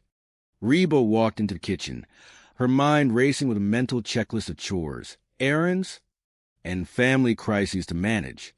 She began to hum a familiar tune to calm her fraying nerves, singing softly to herself. "My roots are planted in the past, though my life is changing fast. Who I am is who I want to be. A single mom who works too hard. A daughter who loves her kids and never stops. With gentle hands and the heart of a fighter, I am a survivor." The peaceful moment was abruptly broken by the ringing of the telephone. Reba grabbed the receiver. "Hello?" She listened for a moment, her brow furrowing deeply. "Did it ever occur to you that I might need some help? I am not a mind reader." She hung up the phone with a frustrated sigh and turned around, only to nearly trip over her ex-husband, Brock, who was standing in the doorway holding the hand of their 7-year-old son, Jake. "Wait a minute," Reba said, putting her hands on her hips. "What are you doing here?" Brock, a handsome but perpetually clueless local dentist and high school golf coach, shrugged his shoulders. "I do not know. Your father was supposed to pick you up half an hour ago," Reba said, looking down at Jake. She looked back up at Brock, her exasperation clear. "Why do I bother making a schedule if nobody is going to stick to it?" "I do not know," Brock repeated, offering a helpless, charming smile that no longer worked on her. Reba opened the refrigerator to grab a soothing glass of cold milk, only to pull out a completely empty cardboard container. Who put an empty carton of milk back in the refrigerator? I do not know, Brock and Jake said in perfect unison. Reba closed her eyes and took a deep breath, seeking infinite patience from a higher power. She tossed the empty carton into the recycling bin and marched into the living room, only to stop dead in her tracks. Sitting right in the middle of her carefully arranged floral rug was a massive, hulking piece of black metal and gray padding. It looked like an instrument of medieval torture crossed with a bicycle. "What is that?" Reba demanded, pointing a trembling finger at the machine. "What is this contraption?" Van bounded down the stairs, full of boundless athletic energy. "This is the Exorcist. This little machine is great for your abdominals and your rear end." "Sorry, I did not mean to talk about your rear end." Reba stared at him, utterly bewildered. "Why is this in my living room?" Van patted the padded seat proudly. "Well, there is no room in the garage, and I figured this way everybody can use it. Plus, it has good airflow, so the sweat smell will not knock you out. And luckily, it is downwind from the fancy eating table." Seeing the vein throbbing dangerously in Reba's forehead, he quickly added, "Do not worry. It is totally portable. I can have it moved on a single day of notice." "Pretend I told you yesterday," Reba replied instantly, her tone leaving absolutely no room for debate. Brock wandered into the living room, his eyes lighting up with genuine excitement at the sight of the exercise machine. "Well, it is about time. Your son has been waiting. It upsets him when you are late." He climbed onto the machine and began to demonstrate a vigorous rowing motion. "Yes, level 3. He is a man. He hides his emotions." "Oh, the Exorcist. Cool, is it not? You know, Reba, maybe I will keep a pair of shorts over here, and we can work out together sometime." Reba folded her arms, her posture rigid and unyielding. "It is not staying, in spite of what it could theoretically do for my rear end. Let us go, buddy." She turned her attention back to Brock, reaching into her pocket. "Okay, I made a list for you, too." Brock groaned loudly, stepping off the machine and taking the neatly written sheet of paper. "Oh, you made a list of things I should do with my son?" "No, I would never do that," Reba replied sweetly, though her eyes flashed with steel. "I made a list of things not to do. Like last week, you took him to the dog track. He won $75. You told me it was 50. Brock protested defensively. "Hey, those nachos were not free." Jake chimed in, perfectly innocent. Brock sighed dramatically, crumpling the paper and shoving it into his pants pocket. "Come on, let's go, Jake." "No golf?" Jake asked, looking profoundly disappointed. Brock waved a hand in the air. "Reba, this list is ridiculous. The kid loves to carry the golf clubs. Come on, let us go. Let us go, let us go." Van leaned against the doorframe, watching them with a wide grin. "Hey, you sound just like Coach Howe. Now tell me I am worthless and I hit like a girl." Reba gave Van a flat, unamused look. "If only you had read that a couple of months ago." Once the front door clicked shut behind them, the house fell into a fragile quiet. "Paper sight, Masosing Herr Timpus." She turned around to see Cheyenne slowly walking down the stairs, carefully holding the handrail. The young woman looked pale and emotionally drained. Should not Van be here by now? Reba asked gently, glancing at the grandfather clock in the hallway. "He will be here," Cheyenne said softly, her voice lacking its usual vibrant energy. "He is a football player. He is very busy." Reba watched her daughter cautiously. "So, how is the room you live and love in?" Cheyenne forced a bright smile, though it did not reach her eyes. "It is fine. It is a little more crowded with the exercise machine downstairs. Thanks to you." Reba bristled slightly. "You let him put that in your room originally?" "My husband has a great body, and I fully support that." Reba mimicked gently, recalling Cheyenne's previous, fierce defenses of Van. Cheyenne sighed, finally dropping the brave act. "Oh, so how are Van's cheerleader posters growing on you? Not that those girls need to do any growing." Reba chuckled, walking over to sit beside her daughter, on the comfortable sofa. Mother, this is not fun. No, I am curious. Which one is your favorite? Brandy with the letter I or brandy with the letter Y? Right. Cheyenne nodded, her tone turning bitter as the facade crumbled entirely. They are all stupid, and 2 of them are not even that cute. Reba reached out, squeezing Cheyenne's hand tightly. Oh, thank the Lord my little girl is back. Cheyenne leaned her head on Reba's shoulder, looking utterly exhausted by the weight of her new reality. Mother, marriage is hard. I actually have to think about his feelings. It is so unfair. Tell me about it, Reba agreed softly, stroking her daughter's hair. You know, Cheyenne continued, staring blankly at the wall. It is scary when you are dating and it ends. It is like, who cares? You know, you are going to college. But when your marriage breaks up, you are just a loser. She suddenly sat up straight, her eyes widening in sheer horror as she realized what she had just said to her recently divorced mother. No, I am sorry.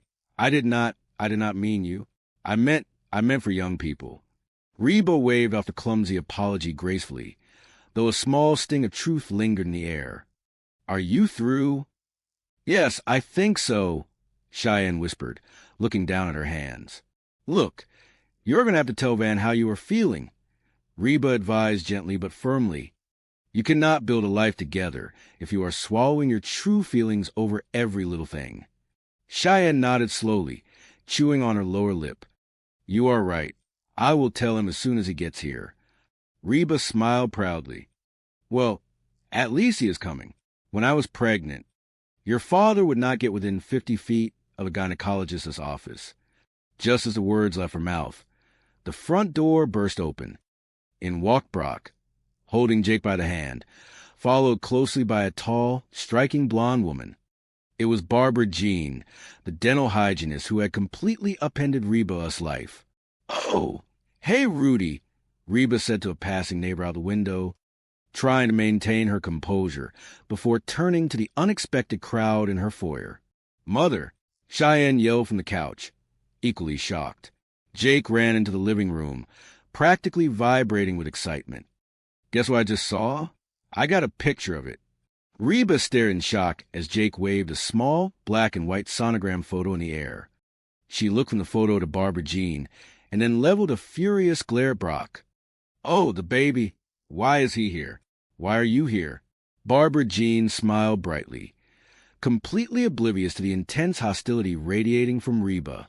Oh, Dr. Schmidt and I are doing this trade thing. He is taking care of me, and I am giving his wife a root canal. I am coming out way ahead on the deal.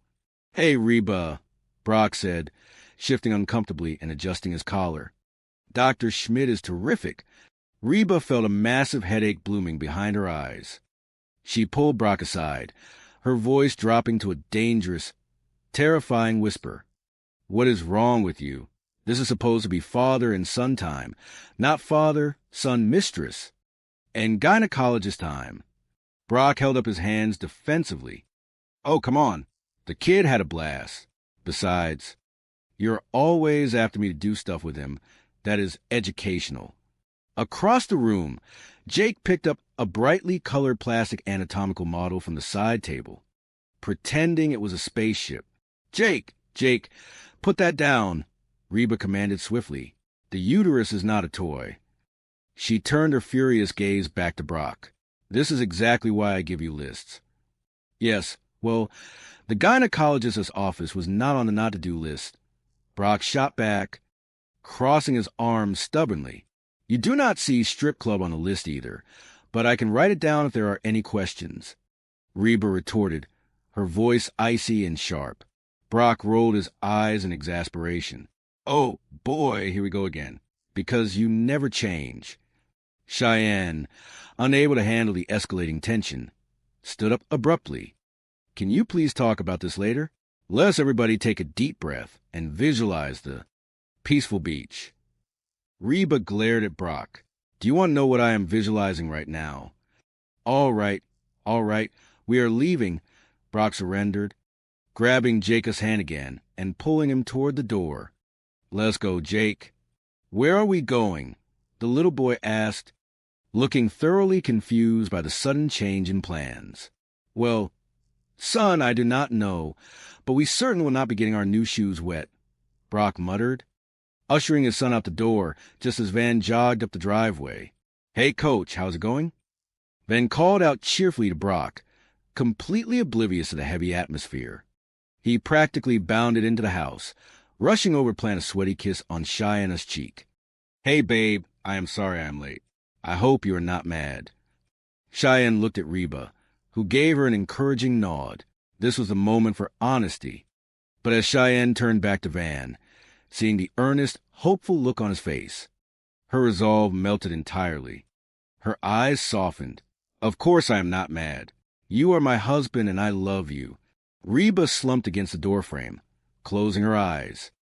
This was going to be a very long, very difficult day. I could not decide what to wear, Van explained breathlessly. I have never been examined by a gynecologist before. He pumped his fist in the air.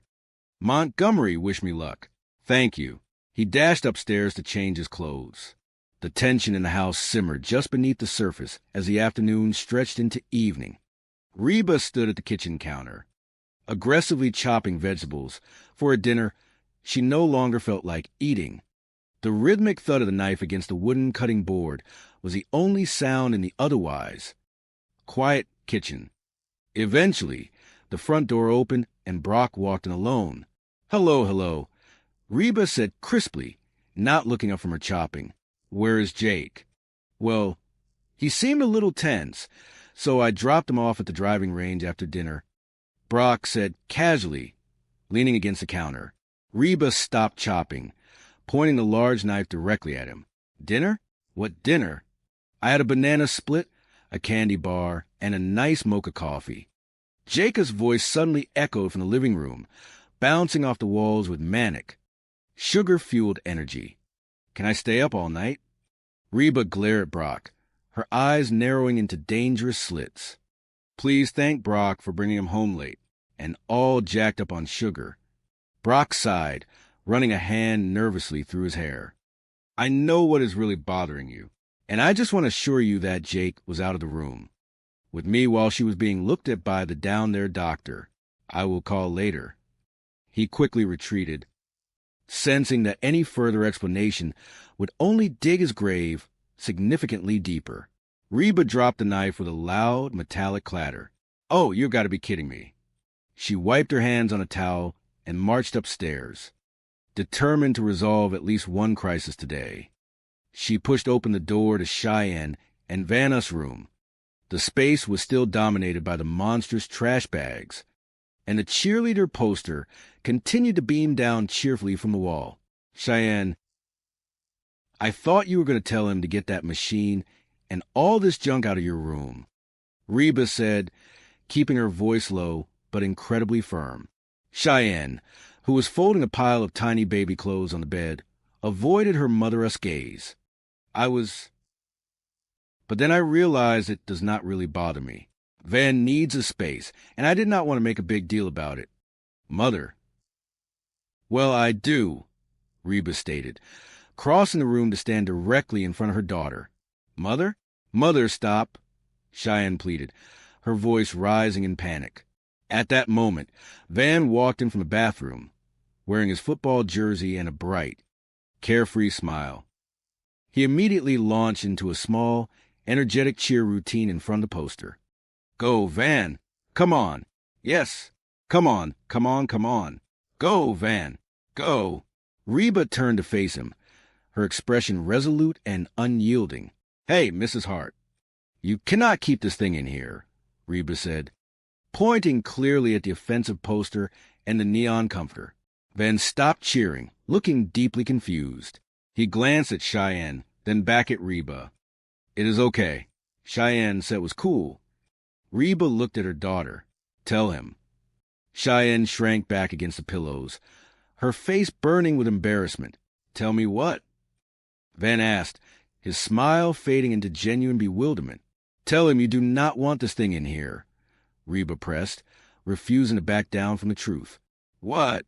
Van looked at his wife, hurt flashing brightly in his eyes.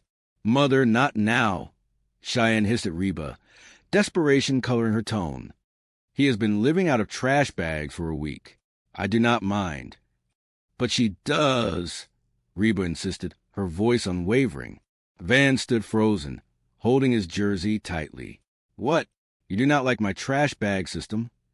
Cheyenne finally snapped, the accumulated stress of the day boiling over into raw emotion. Look, it is not really a system, Van. It is more like a big, disgusting mess.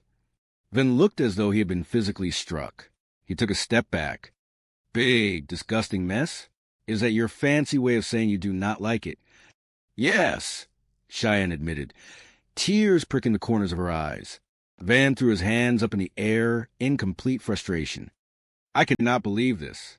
What is next? You are to tell me you do not like the cheerleaders. Cheyenne stood up, her voice trembling with held-back tears. Oh, man. This is a nightmare. It is like I do not even know you. How could you possibly think that I would want to wake up every day and see that in my room? I am sorry, Van shot back, his tone defensive to cover his wounded pride. I thought it was our room. He grabbed his jacket from the back of a chair and stormed toward the door. Come on, girls. We are out of here. He tore the poster from the wall and stormed out. The door slammed shut, leaving a heavy, suffocating silence in its wake. Cheyenne turned on Reba, her face flushed with anger and heartbreak. Thank a lot, Mother. Now, Cheyenne, it was going to happen sooner or later, Reba reasoned gently, trying to reach out and comfort her. You cannot live like this. Oh, and screaming at each other is so much better? Cheyenne yelled, slapping Reba's hand away. Just because you are married, you should not be afraid to say what is on your mind. Reba argued softly, standing her ground. I do not know why you were not honest with him in the first place. Cheyenne glared at her, her breathing heavy and erratic. Well, maybe because I did not want to drive him away like you drove away Dad. The words hung in the air, sharp, brutal, and devastating. Reba felt the breath knock entirely out of her lungs. She took a step back, her eyes widening in profound shock.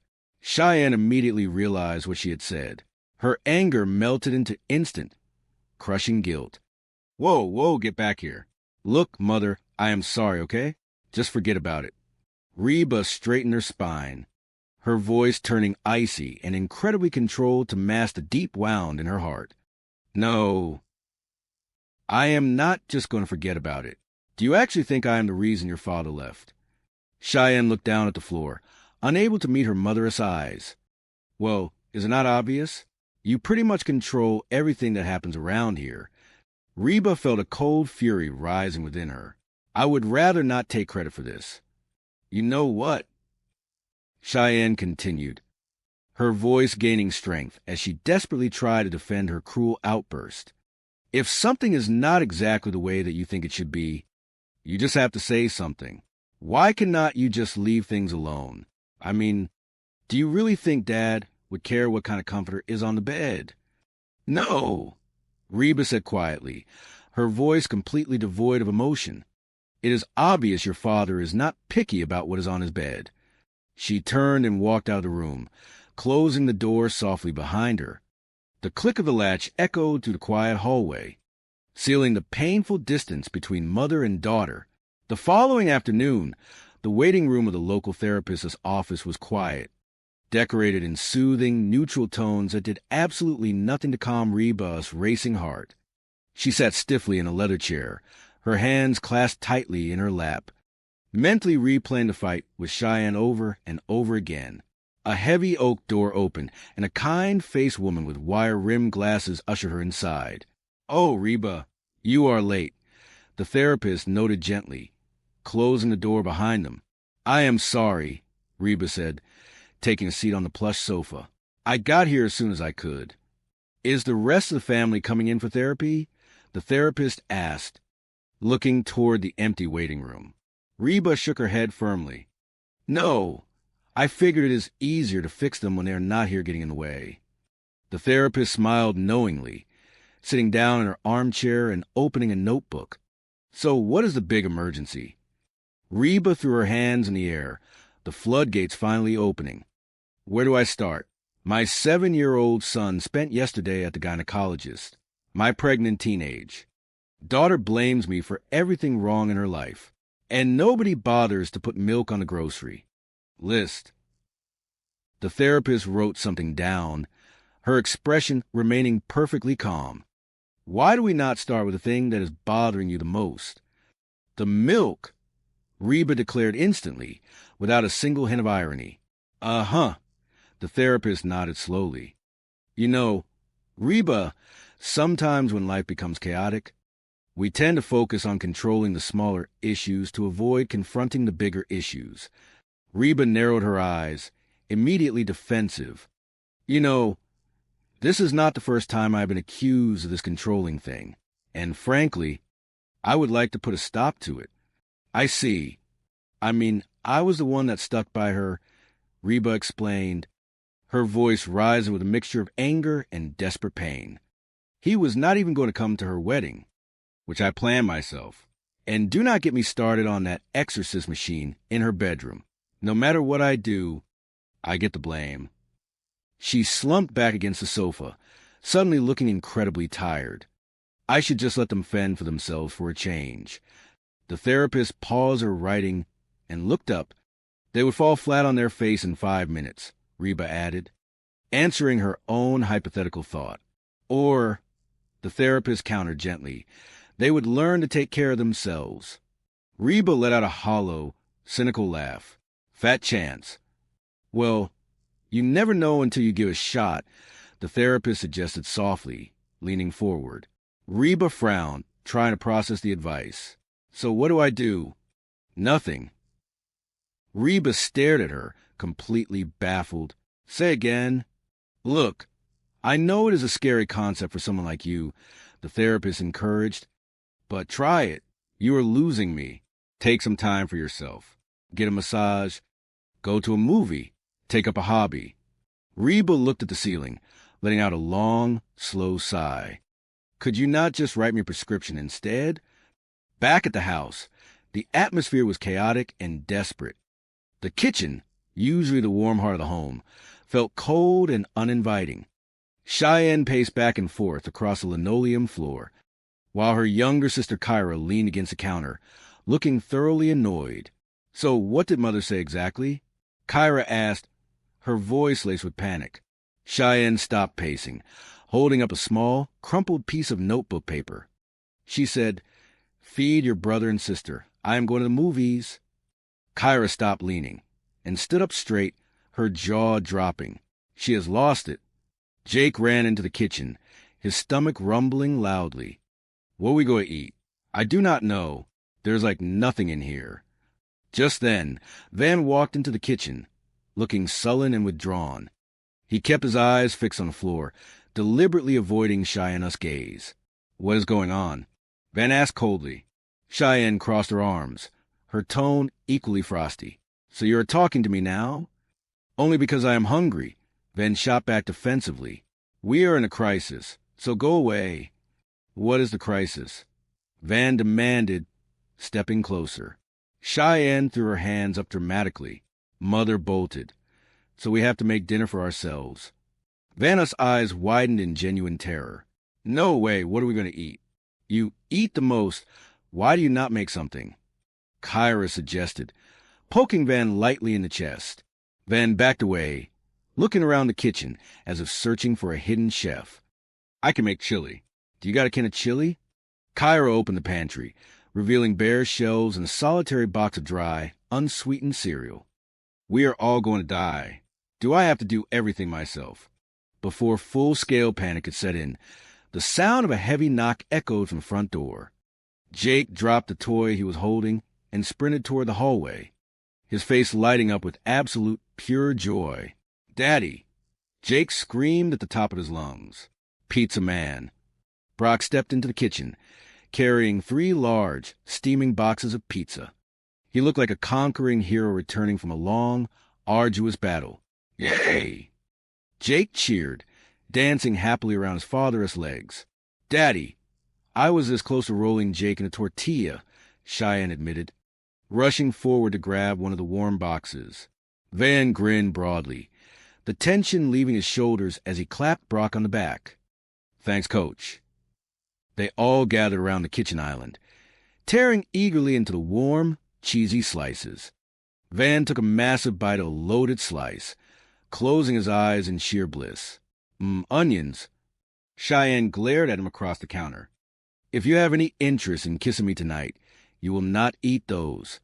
Van chewed slowly, his expression defiant but deeply conflicted. Onions. Brock watched the young couple bicker, a knowing smile playing on his lips. "What is up with you two?" "We are having our first married fight," Cheyenne confessed, her voice dropping to a sad whisper. "It is awful." Brock softened, reaching out to pat his daughter's hand. "Oh, honey, it is bound to happen sooner or later." "Yes, that is what Mother said," Cheyenne muttered, staring down at things not to do, like last week when you took him to the dog track. Brock scoffed, puffing out his chest. He won $75. Reba narrowed her eyes. "You told me it was $50. "Hey," Brock reasoned, backing toward the door. "Those stadium nachos were not free. Come on, let's go, Jake." Jake looked up at his mother, his face falling. "No golf today?" "Reba, this list is ridiculous," Brock complained, scanning the handwritten items. "The kid loves to carry the golf clubs. Come on, let us go, let us go, let us go." "Hey, you sound just like Coach Howe," Jake said happily. "Now tell me I am worthless and I hit like a girl." Reba shuddered, rubbing her temples. "Oh, gross. If only you had read that parenting book a couple of months ago, Brock." As the front door closed behind them, Cheyenne walked down the stairs, moving slowly and rubbing her lower back. She looked pale and thoroughly exhausted, the forced optimism of the previous day entirely gone. Should Van not be here by now? Reba asked, immediately shifting into protective mother mode. "He will be here," Cheyenne sighed, sinking onto the sofa. "He is a football player. He is very busy."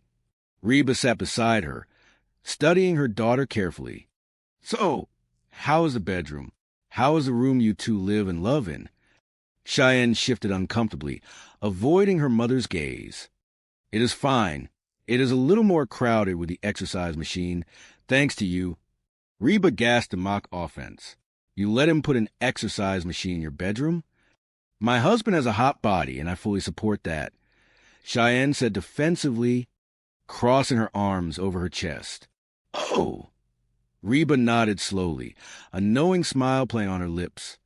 "So, how are the cheerleader posters growing on you? Not that those girls need to do any more." "Growing." Cheyenne groaned, burying her face in her hands. "Mother, this is not fun. Please stop." "No, I am curious."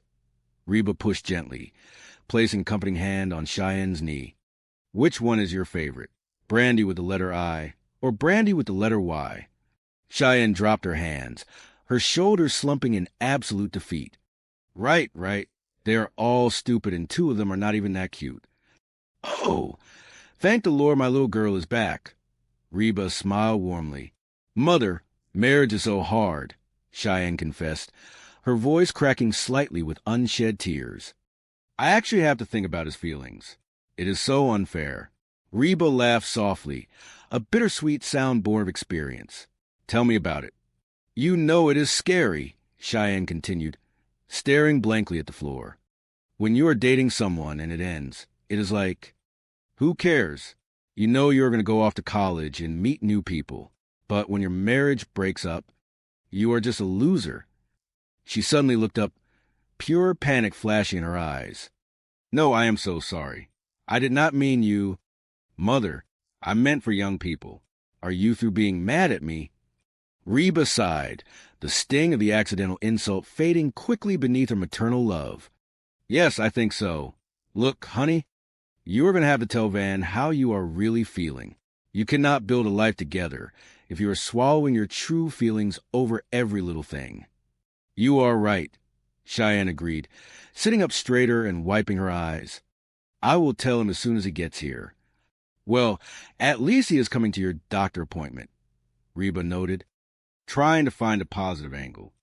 When I was pregnant, your father would not get within 50 feet of the office of a gynecologist. Chapter 3. The Breaking Point. The waiting room of the medical clinic smelled strongly of sterile alcohol wipes and old magazines. Reba sat in a stiff plastic chair, flipping through an outdated home decor catalog, trying to distract herself from the anxiety that always accompanied medical checkups. The heavy wooden door opened, and a familiar, entirely unwelcome face walked in. It was Barbara Jean, Brock's new wife, the dental hygienist. She was dressed in bright colors, practically vibrating with cheerful energy. Reba closed her eyes and prayed for a sudden surge of infinite patience. "Oh, hey, Reba." Barbara Jean chirped happily, waving a manicured hand. Reba forced a polite, entirely artificial smile. "Hello. What are you doing here? Guess what I just saw?" Barbara Jean beamed, completely ignoring the thick tension in the room. "I got a picture of it. The baby." Reba blinked, utterly confused. She looked past Barbara Jean and saw Brock walking out of the examination hallway, holding Jake firmly by the hand. "Why is Jake here?" Reba demanded, standing up instantly. "Why are you here?" "Oh, Dr. Schmidt and I are doing this trade thing," Brock explained casually, leaning against the reception desk. "He is taking care of Barbara Jean, and I am giving his wife a root canal. I am coming out way ahead on the deal. Dr. Schmidt is absolutely terrific," Barbara Jean added brightly. Reba felt a maternal fury igniting like a wildfire. She marched over Brock, her voice dropping to a dangerous, hissing whisper. "What is wrong with you? This is supposed to be father and son bonding time.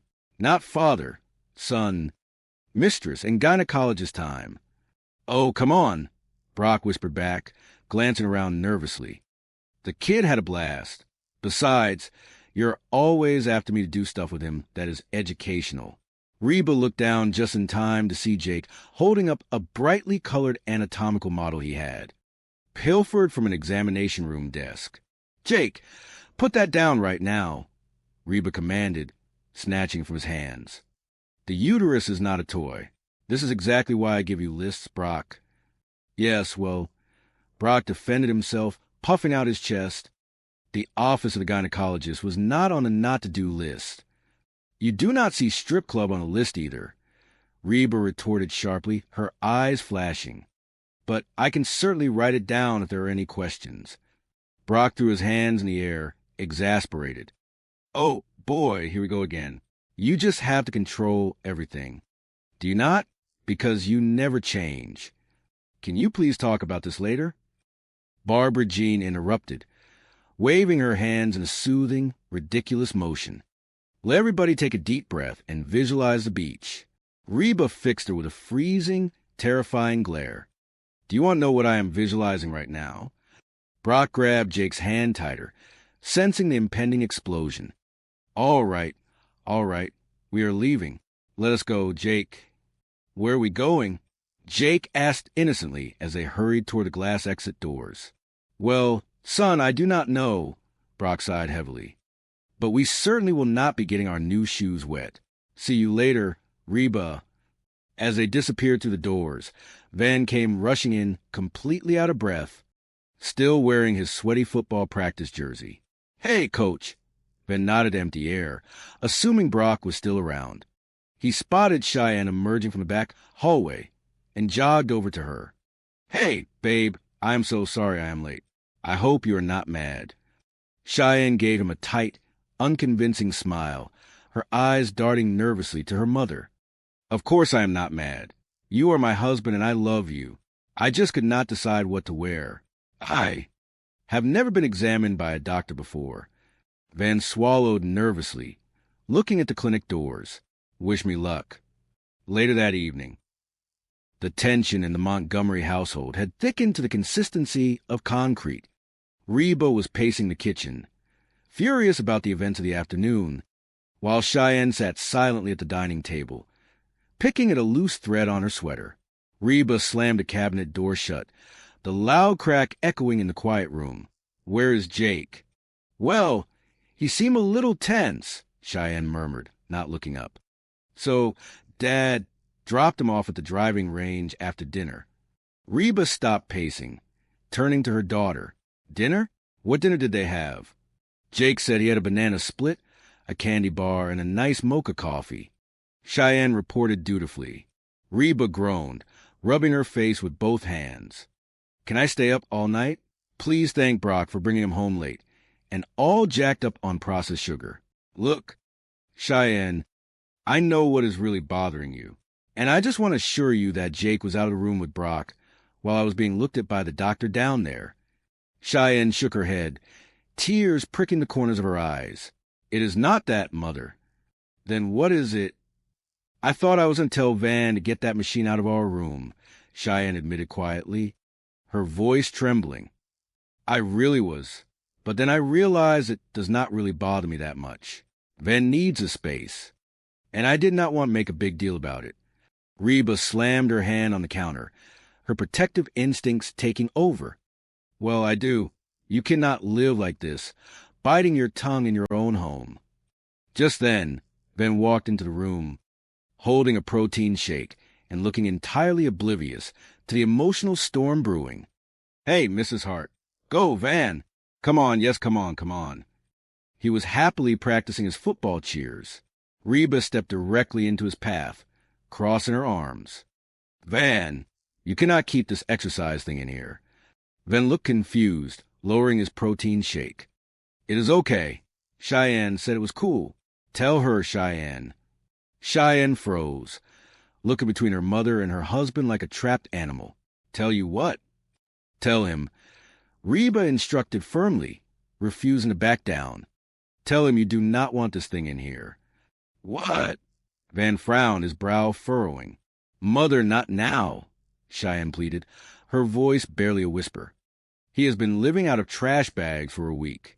I do not mind. But she does, Reba insisted, pointing a finger at her daughter.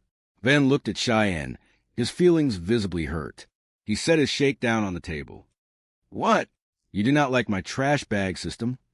Cheyenne took a deep, shuddering breath, the dam finally breaking. The stress of a pregnancy, the fear of failure, and the sheer exhaustion of pretending everything was perfect came rushing out. Look, it is not really a system, Van. It is more like a big, disgusting mess. Van stepped back as if he had been physically struck. A big, disgusting mess? Is that your fancy way of saying you do not like it? Yes, Cheyenne snapped, her pent-up frustration boiling over into anger. I cannot believe this. What is next? You are going to tell me you do not like the cheerleaders. Either? Oh, man, Cheyenne groaned, standing up from the table and throwing her hands in the air. This is an absolute nightmare. It is like I do not even know you. How could you possibly think that? I would want to wake up every single day and see that garbage in my room. Van looked devastated, his youthful optimism entirely shattered. I am sorry. I thought it was our room. Without another word, he turned and walked out the front door, the heavy wood clicking shut ominously behind him. Cheyenne whipped around to face her mother, tears streaming freely down her face. Thanks a lot, Mother. Now, Cheyenne, Reba said, keeping her voice level and calm. It was going to happen sooner or later. You cannot live like this, bottling everything up. Oh, and screaming at each other is so much better? Cheyenne yelled, her voice echoing in the kitchen. Just because you are married, you should not be afraid to say what is on your mind. Reba argued passionately. I do not know why you were not honest with him in the first place. Well, maybe because I did not want to drive him away like you drove away Dad. The words hung in the air, heavy and sharp as a blade. The silence that followed was deafening. The ticking of the wall clock seemed to amplify the profound hurt radiating across the room. Cheyenne turned away, immediately regretting the cruel outburst. She started to walk up the stairs, desperate to escape the damage she had just done. Whoa! Whoa! Get back here! Reba commanded softly, but with absolute unbreakable authority. Cheyenne stopped on the second step, refusing to turn around, her shoulders shaking with sobs. Look, Mother, I am sorry, okay? Just forget about it. No, I am not just going to forget about it, Reba said, walking over to the base of the stairs and looking up at her daughter. Do you actually think I am the reason your father left his family? Cheyenne finally turned, crossing her arms defensively, unable to retreat now. Well, is it not obvious? You pretty much control everything that happens around here. I would rather not take credit for this current disaster, Reba replied sharply, her heart aching. You know what? Cheyenne continued, her voice shaking with residual anger and fear. If something is not exactly the way that you think it should be, you just have to say something. Why cannot you just leave things alone? I mean, do you really think Dad would care what kind of comforter is on the bed? Reba felt a cold knot form in her stomach. She looked away, staring at the empty hallway, absorbing the painful truth of her daughter's misplaced anger. She held her ground, her voice dropping to a quiet, devastating whisper. No, it is quite obvious your father is not picky about what is on his bed. Chapter 4, The Therapy of Doing Nothing. Dr. Thomas sat in his comfortable leather chair, his notepad resting securely on his knee. The office was a sanctuary of neutral tones, soft lighting and gentle, ambient sound designed to soothe frayed nerves. He looked over his reading glasses at Reba, who was pacing back and forth across the thick Persian rug like a caged tiger. You are late, Dr. Thomas noted mildly, checking his watch. I am sorry, Reba sighed, finally collapsing onto the edge of the plush sofa. I got here as soon as I could. Is the rest of the family coming in for therapy today? He asked, clicking his pen and looking toward the closed door. No, Reba stated flatly, crossing her legs. I figured it is easier to fix them when they're not here getting in the way. The therapist smiled a slow, knowing smile. So, what is the big emergency today? Where do I even start? Reba threw her hands in the air, the exhaustion finally catching up to her. My 7-year-old son spent yesterday afternoon at the gynecologist. My pregnant teenage daughter blames me for absolutely everything wrong in her life, and nobody bothers to put milk on the grocery list, ever. Dr. Thomas nodded slowly, writing a single word on his pad. Why do we not start with the thing that is bothering you the most? The milk, Reba said instantly, her expression entirely serious. He chuckled softly, setting the pen down. Uh-huh. You know, Reba, sometimes when life becomes chaotic, we tend to focus on controlling the smaller issues to avoid confronting the bigger, more painful issues. Reba leaned back, crossing her arms tightly over her chest. She felt cornered, exposed. You know, this is not the first time I've been accused of this controlling thing, and frankly, I would like to put a stop to it. I see their point, but I am just trying to hold this family together. I mean, I was the one that stuck by Cheyenne. Her father was not even going to come to her wedding, which, by the way, I planned all by myself. And do not even get me started on that hideous exercise machine in her bedroom. No matter what I do, no matter how hard I try to help, I get the blame. She paused, taking a ragged breath, fighting back the tears of frustration. I should just let them fend for themselves for a change. They would fall flat on their faces in 5 minutes. Or, Dr. Thomas suggested gently, his voice calm and steady, they would learn to take care of themselves. Reba scoffed, rolling her eyes toward the ceiling. Fat chance. Well, you never know until you give a shot. Reba looked at him suspiciously, searching his face for a trick. So what do I do? Nothing, he said simply. Reba blinked, sure she hadn't misheard him. Say again? Look, I know it is a scary concept for someone like you, he explained, leaning forward to meet her gaze. But try it. Just do nothing. Reba frowned, her mind rejecting the premise entirely. You are losing me. Take some time for yourself, he urged, his tone shifting from analytical to deeply empathetic. Get a massage. Go see a movie. Take up a new hobby. Just step back, let go of the reins, and let them figure it out. Reba stared at him in silence for a long, heavy moment, She calculated the billing rate in her head and sighed. Could you not just write me a prescription for something instead? That evening, the kitchen of the Montgomery household was eerily, terrifyingly quiet. The sun had set, and the shadows were growing long. Cheyenne, Van, and young Jake stood around the empty island counter, staring at a solitary, crumpled piece of notebook paper. So what did Mother say exactly? Van asked, scratching his head in genuine confusion. Cheyenne picked up the note, reading it aloud for the third time, her voice laced with panic. She said, "Feed your brother and sister. I am going to the movies." Jake's eyes went wide with pure terror. She has lost it. What are we going to eat? I do not know, Cheyenne groaned. She walked over to the refrigerator and pulled open the door, revealing a terrifying landscape of empty shelves, a half-empty jar of mustard, and some questionable lettuce. There's like nothing in here. Van crossed his arms, looking at Cheyenne with lingering resentment from their earlier, explosive fight. What is going on? So you are talking to me now? Only because I am hungry, Cheyenne shot back, her defenses instantly rising. We are in a crisis, so go away. What is the crisis? Van pressed, refusing to retreat. Mother bolted. Cheyenne explained frantically, waving the piece of paper in his face. So we have to make dinner for ourselves. Jake shook his head furiously, backing away from the kitchen. No way. What are we going to eat?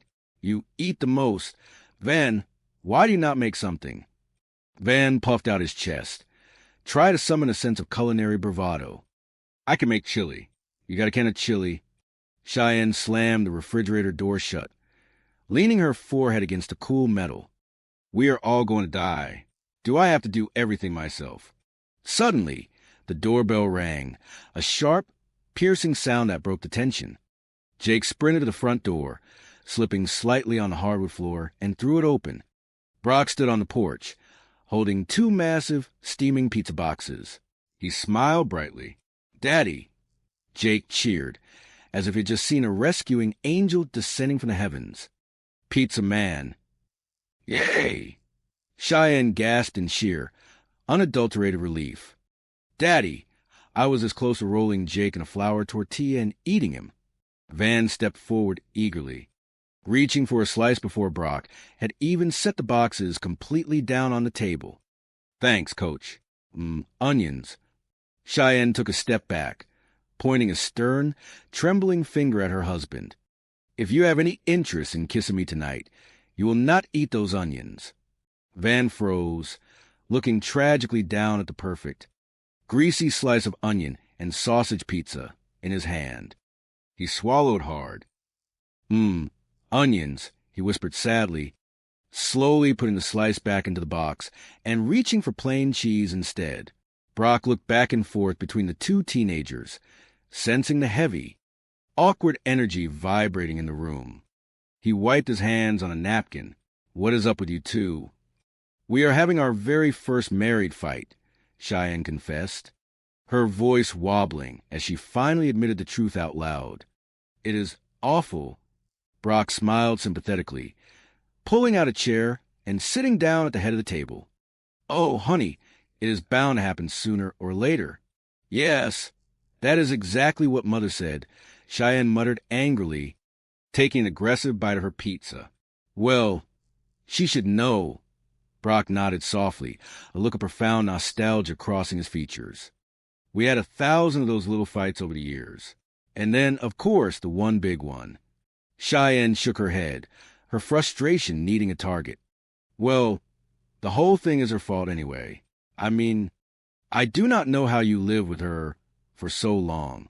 She is such a control freak. Brock raised an eyebrow, surprised by the sudden venom in his daughter's voice. Well, tell me about it. I got lists everywhere, Cheyenne complained, gesturing wildly. Yes, she is constantly interfering, telling people what to do, or what not to do. You know, it is absolutely no wonder she drove you away, Dad. Brock stopped chewing. The casual cruelty of the statement hung heavily in the kitchen, completely silencing the room. He swallowed hard, looking at the young faces watching him. He realized that his own mistakes were coloring his daughter's perception of her mother. He cleared his throat. "Say, listen," Brock said gently.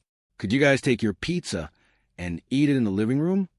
Jake frowned, a long string of melted cheese hanging from his chin. "Mother does not let us eat in the living room." "Well, she is not here," Brock reasoned quickly. No, wait a second. If that is the strict rule, then use napkins, and give yourselves a timeout after you have finished eating. Once the boys had scurried into the other room, leaving a trail of crumbs behind them, Brock turned his full, undivided attention to his daughter. "Cheyenne, honey, you've got it all wrong. Your mama did not drive me away." Cheyenne sighed impatiently, rolling her eyes. "Dad, it is me. You do not have to defend her to me. I know how she is." "Sweetheart, listen to me," Brock said firmly, his voice dropping into a serious register she rarely heard from him. "I am not the easiest guy in the world to get along with. You know that. The fact that your mama always wanted to stay with me, and stayed as long as she did, shows just how amazing she really is." Cheyenne stared at him, genuinely shocked by the fierce loyalty in his tone. "Why?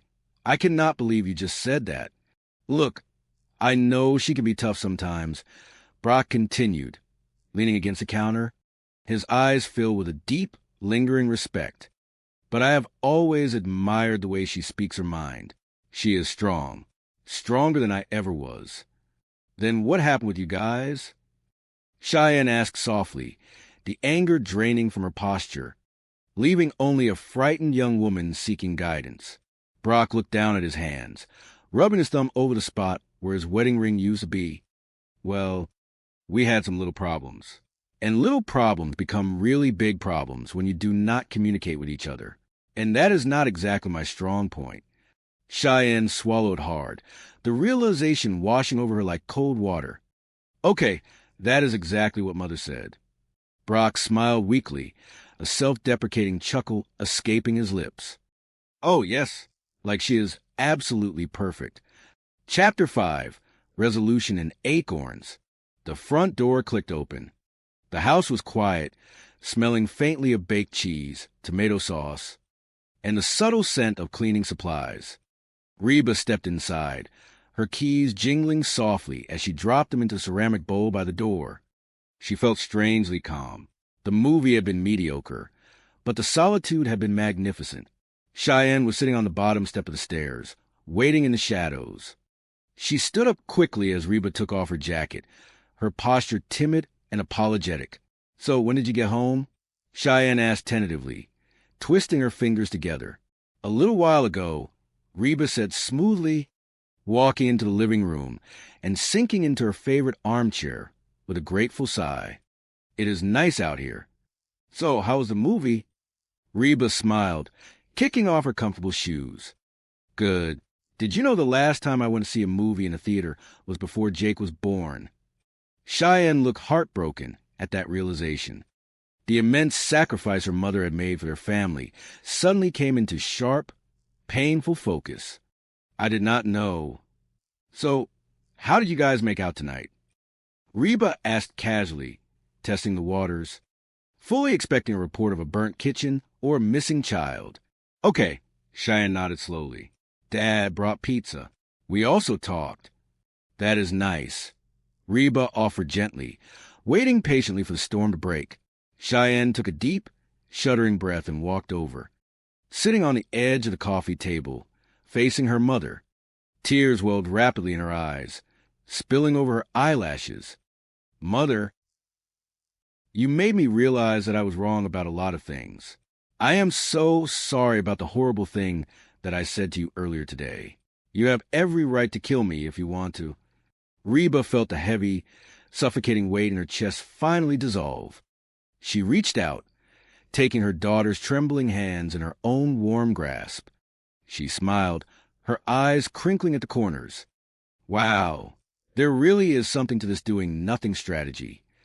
Cheyenne tilted her head, managing a watery laugh. "What does that mean?" "Well, I had a little talk with someone today myself," Reba admitted, patting the back of Cheyenne's hand. Of course, my talk cost me $80. Cheyenne looked curious. What did you learn?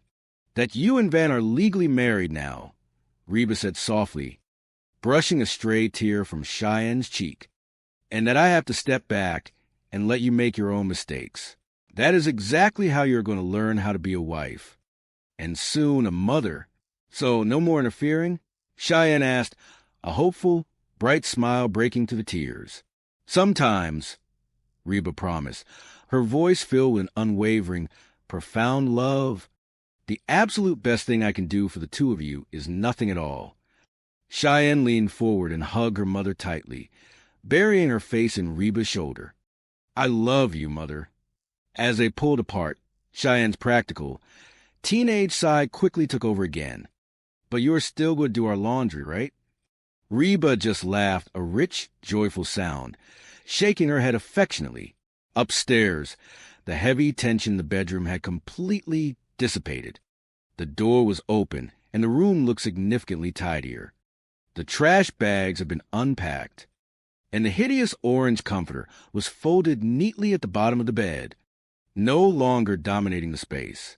Van and Cheyenne stood side by side in front of the open closet, on the inside of the heavy wooden door, completely hidden from view when closed. The glossy cheerleader poster was securely taped in place. So, Cheyenne explained gently, wrapping an arm around his waist, when you want to look at it to get pumped up for the game, just open the door, and the rest of the time keep it shut. Van stared at the poster, then turned and smiled warmly at his wife, his eyes shining with deep affection and gratitude. That is going to work great. We really have an awesome marriage. I know, Cheyenne smiled back, leaning her head against his chest. You know you can tell me anything, right? Okay, Van said, his expression suddenly turning very serious and intense. He looked around the room as if checking for hidden spies. Well, I kind of was not going to say anything to you about it, but I kind of wish you would not put that potpourri stuff in my underwear drawer. Cheyenne frowned in absolute confusion, stepping back slightly. I did not do that. Van's eyes widened in sheer, unadulterated horror. Then who did? I went through a whole football practice today with a sharp acorn in my jockstrap. Cheyenne burst into laughter, unable to contain herself. Down the hall, the faint sound of a 7-year-old boy giggling echoed through the quiet house. Jake tiptoed back into his room, closing the door softly behind him. Van shook his head, staring blankly at the wall, the trauma of the afternoon practice flashing before his eyes. He rubbed his face with both hands, letting out a long, exhausted sigh. I have been under a lot of stress today. I have been under a lot of stress. Cheyenne wrapped her arms around him, burying her face in his chest to muffle her laughter. The Montgomery household was far from perfect. It was loud, chaotic, and entirely unpredictable. But as the moonlight spilled through the window, illuminating the young couple holding each other, Reba knew that they were all going to survive. They were, after all, a family of fighters. The afternoon sun filtered through the sheer curtains of the suburban bedroom, casting a warm and golden glow over a scene of absolute domestic chaos.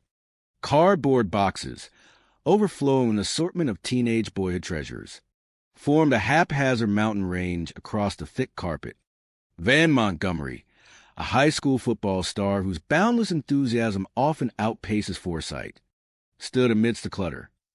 He held up a massive framed poster with profound reverence of a museum curator unveiling a priceless masterpiece. He tilted his head, admiring his handiwork.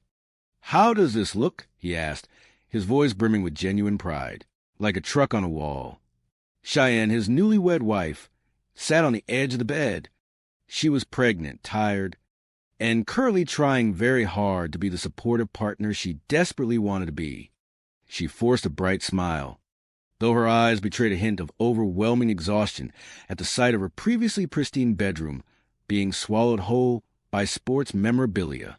Perfect, Cheyenne said, her voice slightly strained but determinedly cheerful. Man, it feels good to have all your stuff back. I cannot believe your parents chucked it on the front lawn. Van sighed, shaking his head at the memory of his abrupt eviction from his childhood home. Yes, but it was cool of the gardeners to help. Though, that guy with the leaf blower really rounded up my socks fast. He looked around the room, scratching his chin thoughtfully. So, where are you going to put the rest of this crap? Well, I am going to put my clothes in the closet, or maybe the dresser, or right here on the floor. He dropped a handful of shirts onto the carpet with a satisfying thud. Cheyenne stared at the growing pile of laundry. I hope one of those trash bags has a maid in it, she muttered under her breath, gently rubbing her temples. Just then, the bedroom door creaked open, and the mother of Cheyenne, Reba Hart, stepped into the room. Reba was a woman who held her family together with schedules, boundless energy, and an iron will masked by her warm charm. She took one look at the disaster zone and raised an eyebrow. Mrs. Hart then greeted her enthusiastically, throwing his arms wide. I am giving the room a touch of Van. Reba crossed her arms, her gaze sweeping over the scattered athletic gear and piles of mismatched clothing. It is not exactly a gentle touch, is it? She noted, her tone dry but laced with affection. Do you want to give me a hand here? Van asked, entirely oblivious to her sarcasm. He reached into a large cardboard box and pulled out a massive, violently colorful piece of bedding. Reba blinked, momentarily blinded by the bright fabric. What in the world is that? My lucky comforter, Van declared, wrapping it around his shoulders like a superhero cape. Wildcat colors, the orange and black fabric. Reba wrinkled her nose, more like Halloween vomit. Van chuckled, completely unfazed by the critique. Obviously, Cheyenne has not seen this yet. Is it not great? She is going to freak. He turned to a framed picture he had just leaned against the wall. My girls. Reba leaned in closer, her eyes widening as she took in the image. It was a glossy poster of a group of highly enthusiastic, scantily clad cheerleaders. You're going to hang that in here? She asked, her voice tight with disbelief. Yes. To help me get worked up, Van said earnestly. Seeing the horrified expression on Reba, he quickly backpedaled, his cheeks flushing pink. Not like that. For the game. But something is missing. Certainly not implants. Oh, I know. He grabbed a thick black marker and quickly scribbled something in the top corner of the poster. See, the head cheerleader is cheering me on. Go, Van. She really did not say that, but it is sort of like she did. Reba sighed, pinching the bridge of her nose. You are going to wish you had a bubble over your head when your wife gets back in here. It is all right, Mrs. Hart, Van assured her, setting the poster down gently against the wall. Cheyenne knew I was bringing my gear. She wanted me to feel at home. Reba placed a gentle but firm hand on his broad shoulder. Van, listen to me. This is not good. I know my daughter. She was moody before she was pregnant. Before Van could process this maternal warning, Cheyenne walked back into the room, holding a glass of cold water. She stopped dead in her tracks, her eyes locking onto the brightly colored cheerleaders beaming from the wall, and the neon orange comforter resting on her bed. Van grinned, pointing to a small hand-painted wooden sign he had also placed on the nightstand. What do you think? Cheyenne swallowed hard, her knuckles turning white around her glass. She desperately wanted to maintain the peace. Oh, my goodness. I love it. Liar. Reba coughed discreetly into her hand. No, Edu. She insisted, her voice trembling slightly under the weight of her forced optimism. Reba crossed the room, unable to let the facade remain unchallenged. What is your favorite part? The headlights on the truck or the ones on the cheerleaders? Cheyenne forced a laugh that sounded more like a sudden gasp for air. It is hard to say. I guess it is the way the little sign says Mr. and Mrs. Van Montgomery Live. And love here. Van beamed with pride, completely missing the heavy tension thick in the air. Reba simply shook her head and quietly slipped out of the room, leaving the young couple to their chaotic nesting process. Well, that sucked, Reba whispered to herself as she walked down the hallway. Big time. Downstairs, the quiet of the house was short-lived. Reba walked into the kitchen, her mind racing with a mental checklist of chores, errands, and family crises to manage. She began to hum a familiar tune to calm her nerves, singing softly to herself about her roots planted in the past and her life changing fast. She was a single mother who worked too hard, a woman with gentle hands and the heart of a fighter. She was a survivor. The peaceful moment was broken by the sharp ringing of the telephone.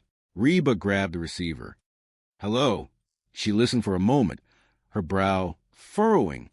Did it ever occur to you that I might need some help? I am not a mind reader.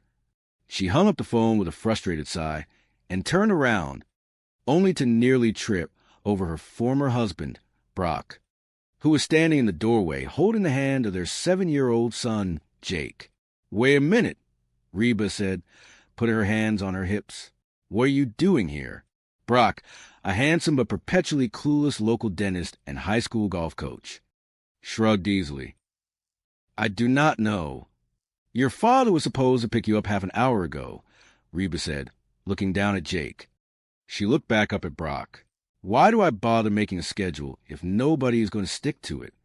I do not know, Brock repeated, offering a helpless and charming smile. Reba opened the refrigerator to grab a refreshing drink, only to pull out a completely empty cardboard container. Who put an empty carton of milk back in the refrigerator? I do not know, Brock and Jake said in perfect unison. Reba closed her eyes and took a deep, centering breath, seeking endless patience from the universe. She tossed the empty carton into the recycling bin and marched into the living room, only to stop dead in her tracks. Sitting right in the middle of her carefully arranged floral rug was a massive, hulking piece of black metal and gray padding. It looked like a medieval torture device. What is that? Reba demanded, pointing a trembling finger at the machine. What is this contraption?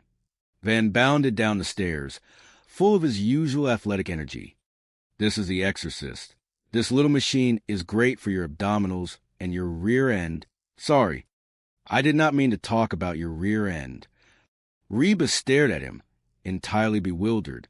Why is this in my living room? Van patted the padded leather seat proudly.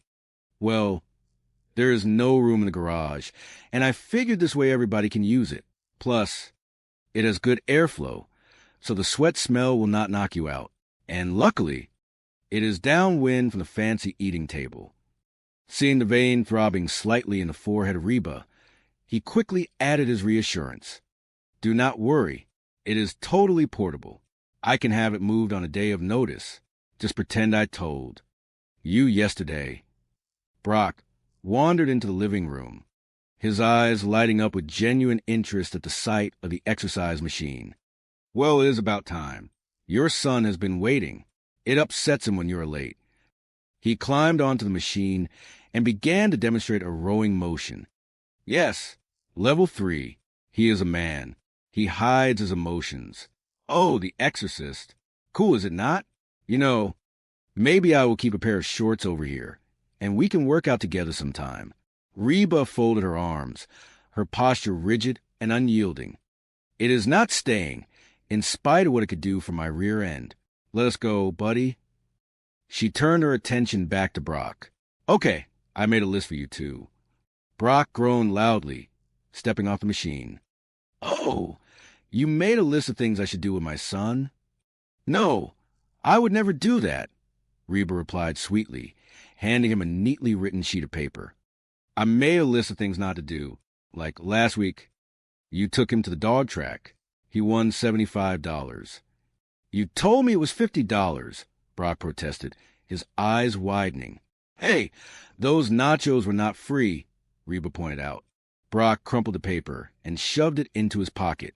Come on, let's go, Jake. No golf, Jake asked, looking crestfallen. Brock sighed dramatically. Reba, this list is ridiculous. The kid loves to carry the golf clubs. Come on, let us go. Let us go, let us go. Van leaned against the doorframe, watching them with amusement. Hey, you sound just like Coach Howe. Now tell me I am worthless, and I hit like a girl. Brock shot him a flat look before ushering Jake out the front door. Reba watched them leave, feeling a familiar knot of frustration tightening in her chest. She turned around to see Cheyenne slowly walking down the stairs, looking thoroughly miserable. "If only you had read that list a couple of months ago," Cheyenne muttered, gently rubbing her pregnant belly. "Should not Van be here by now?" "He will be here," Reba said, trying to soften her tone to comfort her daughter. "He is a football player. He is very busy. So, how is the room you live and love in?" Cheyenne sighed heavily, collapsing onto the soft cushions of the sofa. "It is fine. It is a little more crowded with the exercise machine downstairs. Thanks to you." Reba raised an eyebrow. "You let him put that in your room originally? My husband has a great body, and I fully support that." She sat down next to her daughter, wrapping a comforting arm around her. "So, how are the cheerleader posters growing on you? Not that those girls need to do any growing." Cheyenne groaned, burying her face in her hands. "Mother, this is not fun." "No, I am curious," Reba pressed gently, a playful tease in her voice. "Which one is your favorite? Brandy with the letter I, or brandy with the letter Y?" Cheyenne looked up, her expression a fragile mix of anger and absolute defeat. Right. They are all stupid, and 2 of them are not even that cute." She leaned her head against the shoulder of her mother. "Oh, thank the Lord my little girl is back. Mother, marriage is hard. I actually have to think about his feelings. It is so unfair." Reba wrapped her arm tighter around her daughter, pulling her close. "Tell me about it. You know, it is scary when you're dating, and it ends. It is like, who cares? You know you're going to college. But when your marriage breaks up, you are just a loser." She paused, realizing the heavy weight of what she had just said. "No, I am sorry. I did not mean you. I meant for young people." Cheyenne looked at her softly, understanding the pain behind the words. "Are you through?" "Yes, I think so," Reba said, smoothing the hair of her daughter. "Look, you're going to have to tell Van how you're feeling." "You are right," Cheyenne said, sitting up with newfound determination. "I will tell him as soon as he gets here." "Well, at least he is coming," Reba noted, finding a silver lining.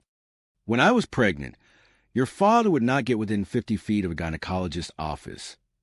Suddenly, the front door burst open, and a young woman in bright dental scrubs walked in, followed closely by a very flustered Brock and a highly energetic Jake. "Oh, hey, Rudy," Reba said, bewildered by the sudden crowd invading her home. "Mother," Cheyenne yelled from the couch, startled. "What?" Reba asked, turning around. Jake ran up to Reba, waving a small piece of glossy paper in the air. "Guess what I just saw? I got a picture of it." Reba snatched the paper from his hand, her eyes widening in absolute horror as she realized it was a sonogram image. "Oh, the baby. Why is he here? Why are you here?" Barbara Jean, the new wife of Brock, smiled brightly, completely oblivious to the rising tension. "Oh, Dr. Schmidt and I are doing this trade thing. He is taking care of a patient, and I am giving his wife a root canal. I am coming out way ahead on the deal." "Hey, Reba," Brock said, trying to sound casual and relaxed. "Dr. Schmidt is terrific." Reba turned on him, her voice dangerously calm and precise. "What is wrong with you? This is supposed to be father and son time, not father, son, mistress, and gynecologist time." "Oh, come on," Brock defended himself, holding his hands up. "The kid had a blast. Besides, you're always after me to do stuff with him that is educational." He turned to Jake, who was playing with a plastic anatomical model of a human organ. Jake, put that down. The uterus is not a toy." Reba closed her eyes and took a deep, shuddering breath. "This is why I give you lists." "Yes." "Well, the gynecologist's office was not on the not-to-do list," Brock argued stubbornly. "You do not see strip club on the list either, but I can write it down if there are any questions." Cheyenne stood up, throwing her hands in the air in pure exasperation. "Oh, boy, here we go again. Because you never change. Can you please talk about this later?" Reba pleaded, feeling a massive headache coming on. Let's everybody take a deep breath and visualize the beach. Brock scoffed loudly. You want to know what I am visualizing? All right, we are leaving. Let us go, Jake. Where are we going? Jake asked as Brock dragged him toward the door. Well, son, I do not know, but we certainly will not be getting our new shoes wet. Brock muttered as they swiftly exited the house. Just as they left, Van walked through the back door, wearing his football practice jersey, dripping with sweat. Hey, Coach, how's it going? He jogged over to Cheyenne and kissed her cheek. Hey, babe, I am sorry I am late. I hope you are not mad. Cheyenne forced another smile, though her eyes were flashing with suppressed emotion. Of course I am not mad. You are my husband and I love you. I cannot decide what to wear. I have never been examined by a gynecologist before. Van pumped his fist in the air, brimming with naive excitement. Montgomery, wish me luck. Thank you. He dashed upstairs to shower and change. Reba stood in the middle of the room, feeling completely overwhelmed by the revolving door of chaos her house had become. The phone rang again, its sharp tone piercing the quiet. She answered it with a weary sigh. Hello. Where's Ross? Well, he seemed a little tense. So I dropped him off at the driving range after dinner. Dinner? I had a banana split, a candy bar, and a nice mocha coffee. She listened for a moment, rubbing her forehead. Can I stay up all night? Please thank Brock for bringing him home late and all jacked up on. Sugar. She slammed the phone down. I know what is really bothering you. And I just want to assure you that Jake was out of the room with Brock while I was being looked at by the down there doctor. I will call later. Oh, you got to be kidding me. She marched upstairs, her boots clicking loudly against the hardwood floor. She found Cheyenne sitting on her bed, surrounded by the garbage bag luggage system of her husband. Cheyenne, I thought you were going to tell him to get that machine out of your room, Reba said, folding her arms firmly across her chest. I was, Cheyenne admitted, looking down at her hands in defeat. But then I realized it does not really bother me. Van needs a space, and I did not want to make a big deal about it. Mother. Well, I do, Reba said firmly, stepping further into the room. Mother, stop, Cheyenne pleaded. Reba ignored her and walked over to the cheerleading poster, taking a deep breath to center herself. She could hear Van coming down the hall, humming a happy tune. Go, Van. Van chanted himself as he walked into the room, fresh in the shower and smelling of cheap body wash. Come on. Yes. Come on. Go, Van. Go. Reba turned to face him squarely. Hey, Mrs. Hart. You cannot keep this thing in here, Reba said, pointing a rigid finger to the loud poster and the neon comforter. Van looked confused, tilting his head like a lost puppy. It is okay. Cheyenne said it was cool. Tell him. Cheyenne looked away, unable to meet his gaze. Tell me what? Tell him you do not want this thing in here, Reba urged her daughter, pushing her to find her voice. What? Mother, not now, Cheyenne pleaded, her face flushing with deep embarrassment. He has been living out of trash bags for a week. I do not mind. Reba stood her ground, an immovable force. But she does. Then looked back and forth between the two women, his confusion morphing into genuine distress. What? You do not like my trash bag system? Cheyenne finally snapped, the pressure of the day causing her carefully constructed dam to break. Look, it is not really a system, Van. It is more like a big, disgusting mess. Van looked deeply hurt, as if she had struck him. Big, disgusting mess? Is that your fancy way of saying you do not like it? Yes, Cheyenne admitted softly, the truth hanging heavy in the air. Van threw his hands up in complete frustration. I cannot believe this. What is next? You are to tell me you do not like the cheerleaders. Cheyenne burst into tears, her hands covering her face. Oh, man. This is a nightmare. It is like I do not even know you. How could you possibly think that I would want to wake up every day and see that in my room? The shoulders of Van slumped, his athletic pride completely deflated. I am sorry. I thought it was our room. He reached out and grabbed the edge of the framed poster. Come on, girls. We are out of here. He turned and walked out of the room. His head hung low in defeat. Cheyenne glared at her mother through her tears. Thanks a lot, Mother. Now, Cheyenne, it was going to happen sooner or later. Reba defended herself calmly. You cannot live like this. Oh, and screaming at each other is so much better? Cheyenne shot back, tears streaming down her face. Just because you are married, you should not be afraid to say what is on your mind. Reba insisted gently. I do not know why you were not honest with him in the first place. Cheyenne stood up, her voice shaking with raw, unfiltered emotion. Well, maybe because I did not want to drive him away like you drove away Dad. The words hung in the air like a physical blow. Silence in the room instantly. Reba stepped back, completely stunned, the color draining from her face. Whoa, get back here. Cheyenne wiped her eyes, looking instantly regretful as the venom of her own words registered. Look, Mother, I am sorry, okay? Just forget about it. No, I am not just going to forget about it, Reba said, her voice barely a whisper, tight with pain.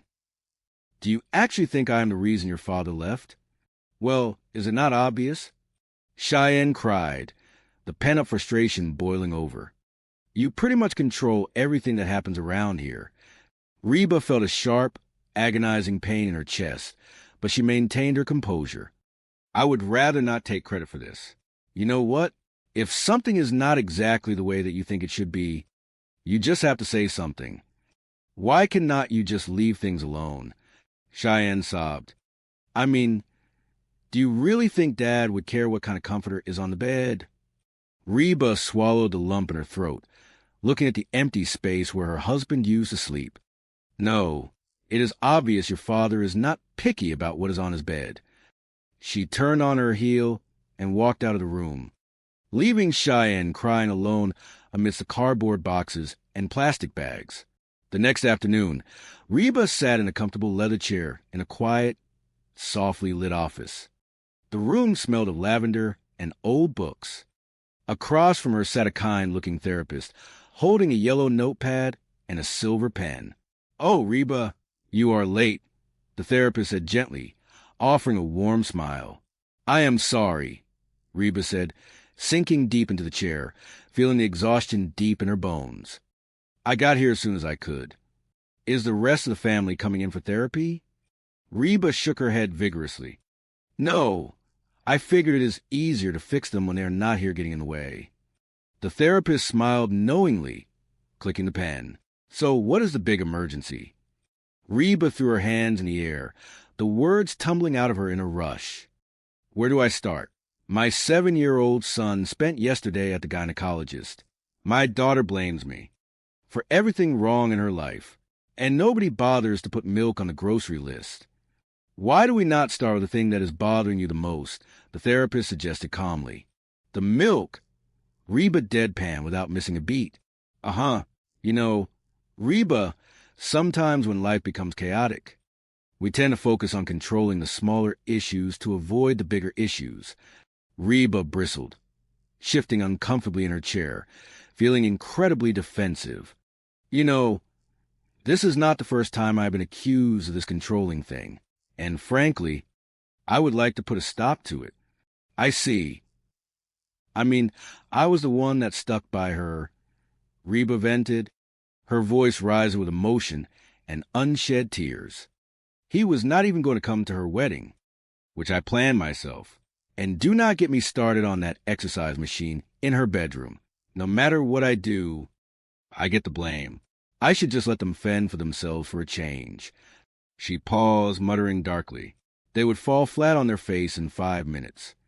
Or, the therapist said softly, offering a completely different perspective, they would learn to take care of themselves. Reba scoffed loudly. Fat chance. Well, you never know until you give a shot. Reba looked at the therapist, desperate for a tangible, actionable solution to fix her broken home. So what do I do? Nothing, the therapist said simply. Reba blinked. sure she had misheard the professional advice. Say again. Look, I know it is a scary concept, but try it. Take some time for yourself. Get a massage. Go to a movie. Take up a hobby. Reba stared at her, utterly perplexed by the notion of doing absolutely nothing. Could you not just write me a prescription instead? Later that evening, the Hart household was in a state of unprecedented, chaotic panic. The kitchen was a disaster zone of open cupboards, empty plates, and frantic searching. Jake and his teenage sister stood in the center of the room, looking utterly lost and terrified. So what did Mother say exactly? Jake asked, holding an empty cereal bowl in his small hands. She said, "Feed your brother and sister. I'm going to movies," his sister replied, her eyes wide with absolute shock. "She has lost it," Jake concluded solemnly. "What are we going to eat?" "I do not know. There's like nothing in here." Ben walked into the kitchen, his broad shoulders slumped, looking utterly exhausted from a grueling football practice. "What is going on?"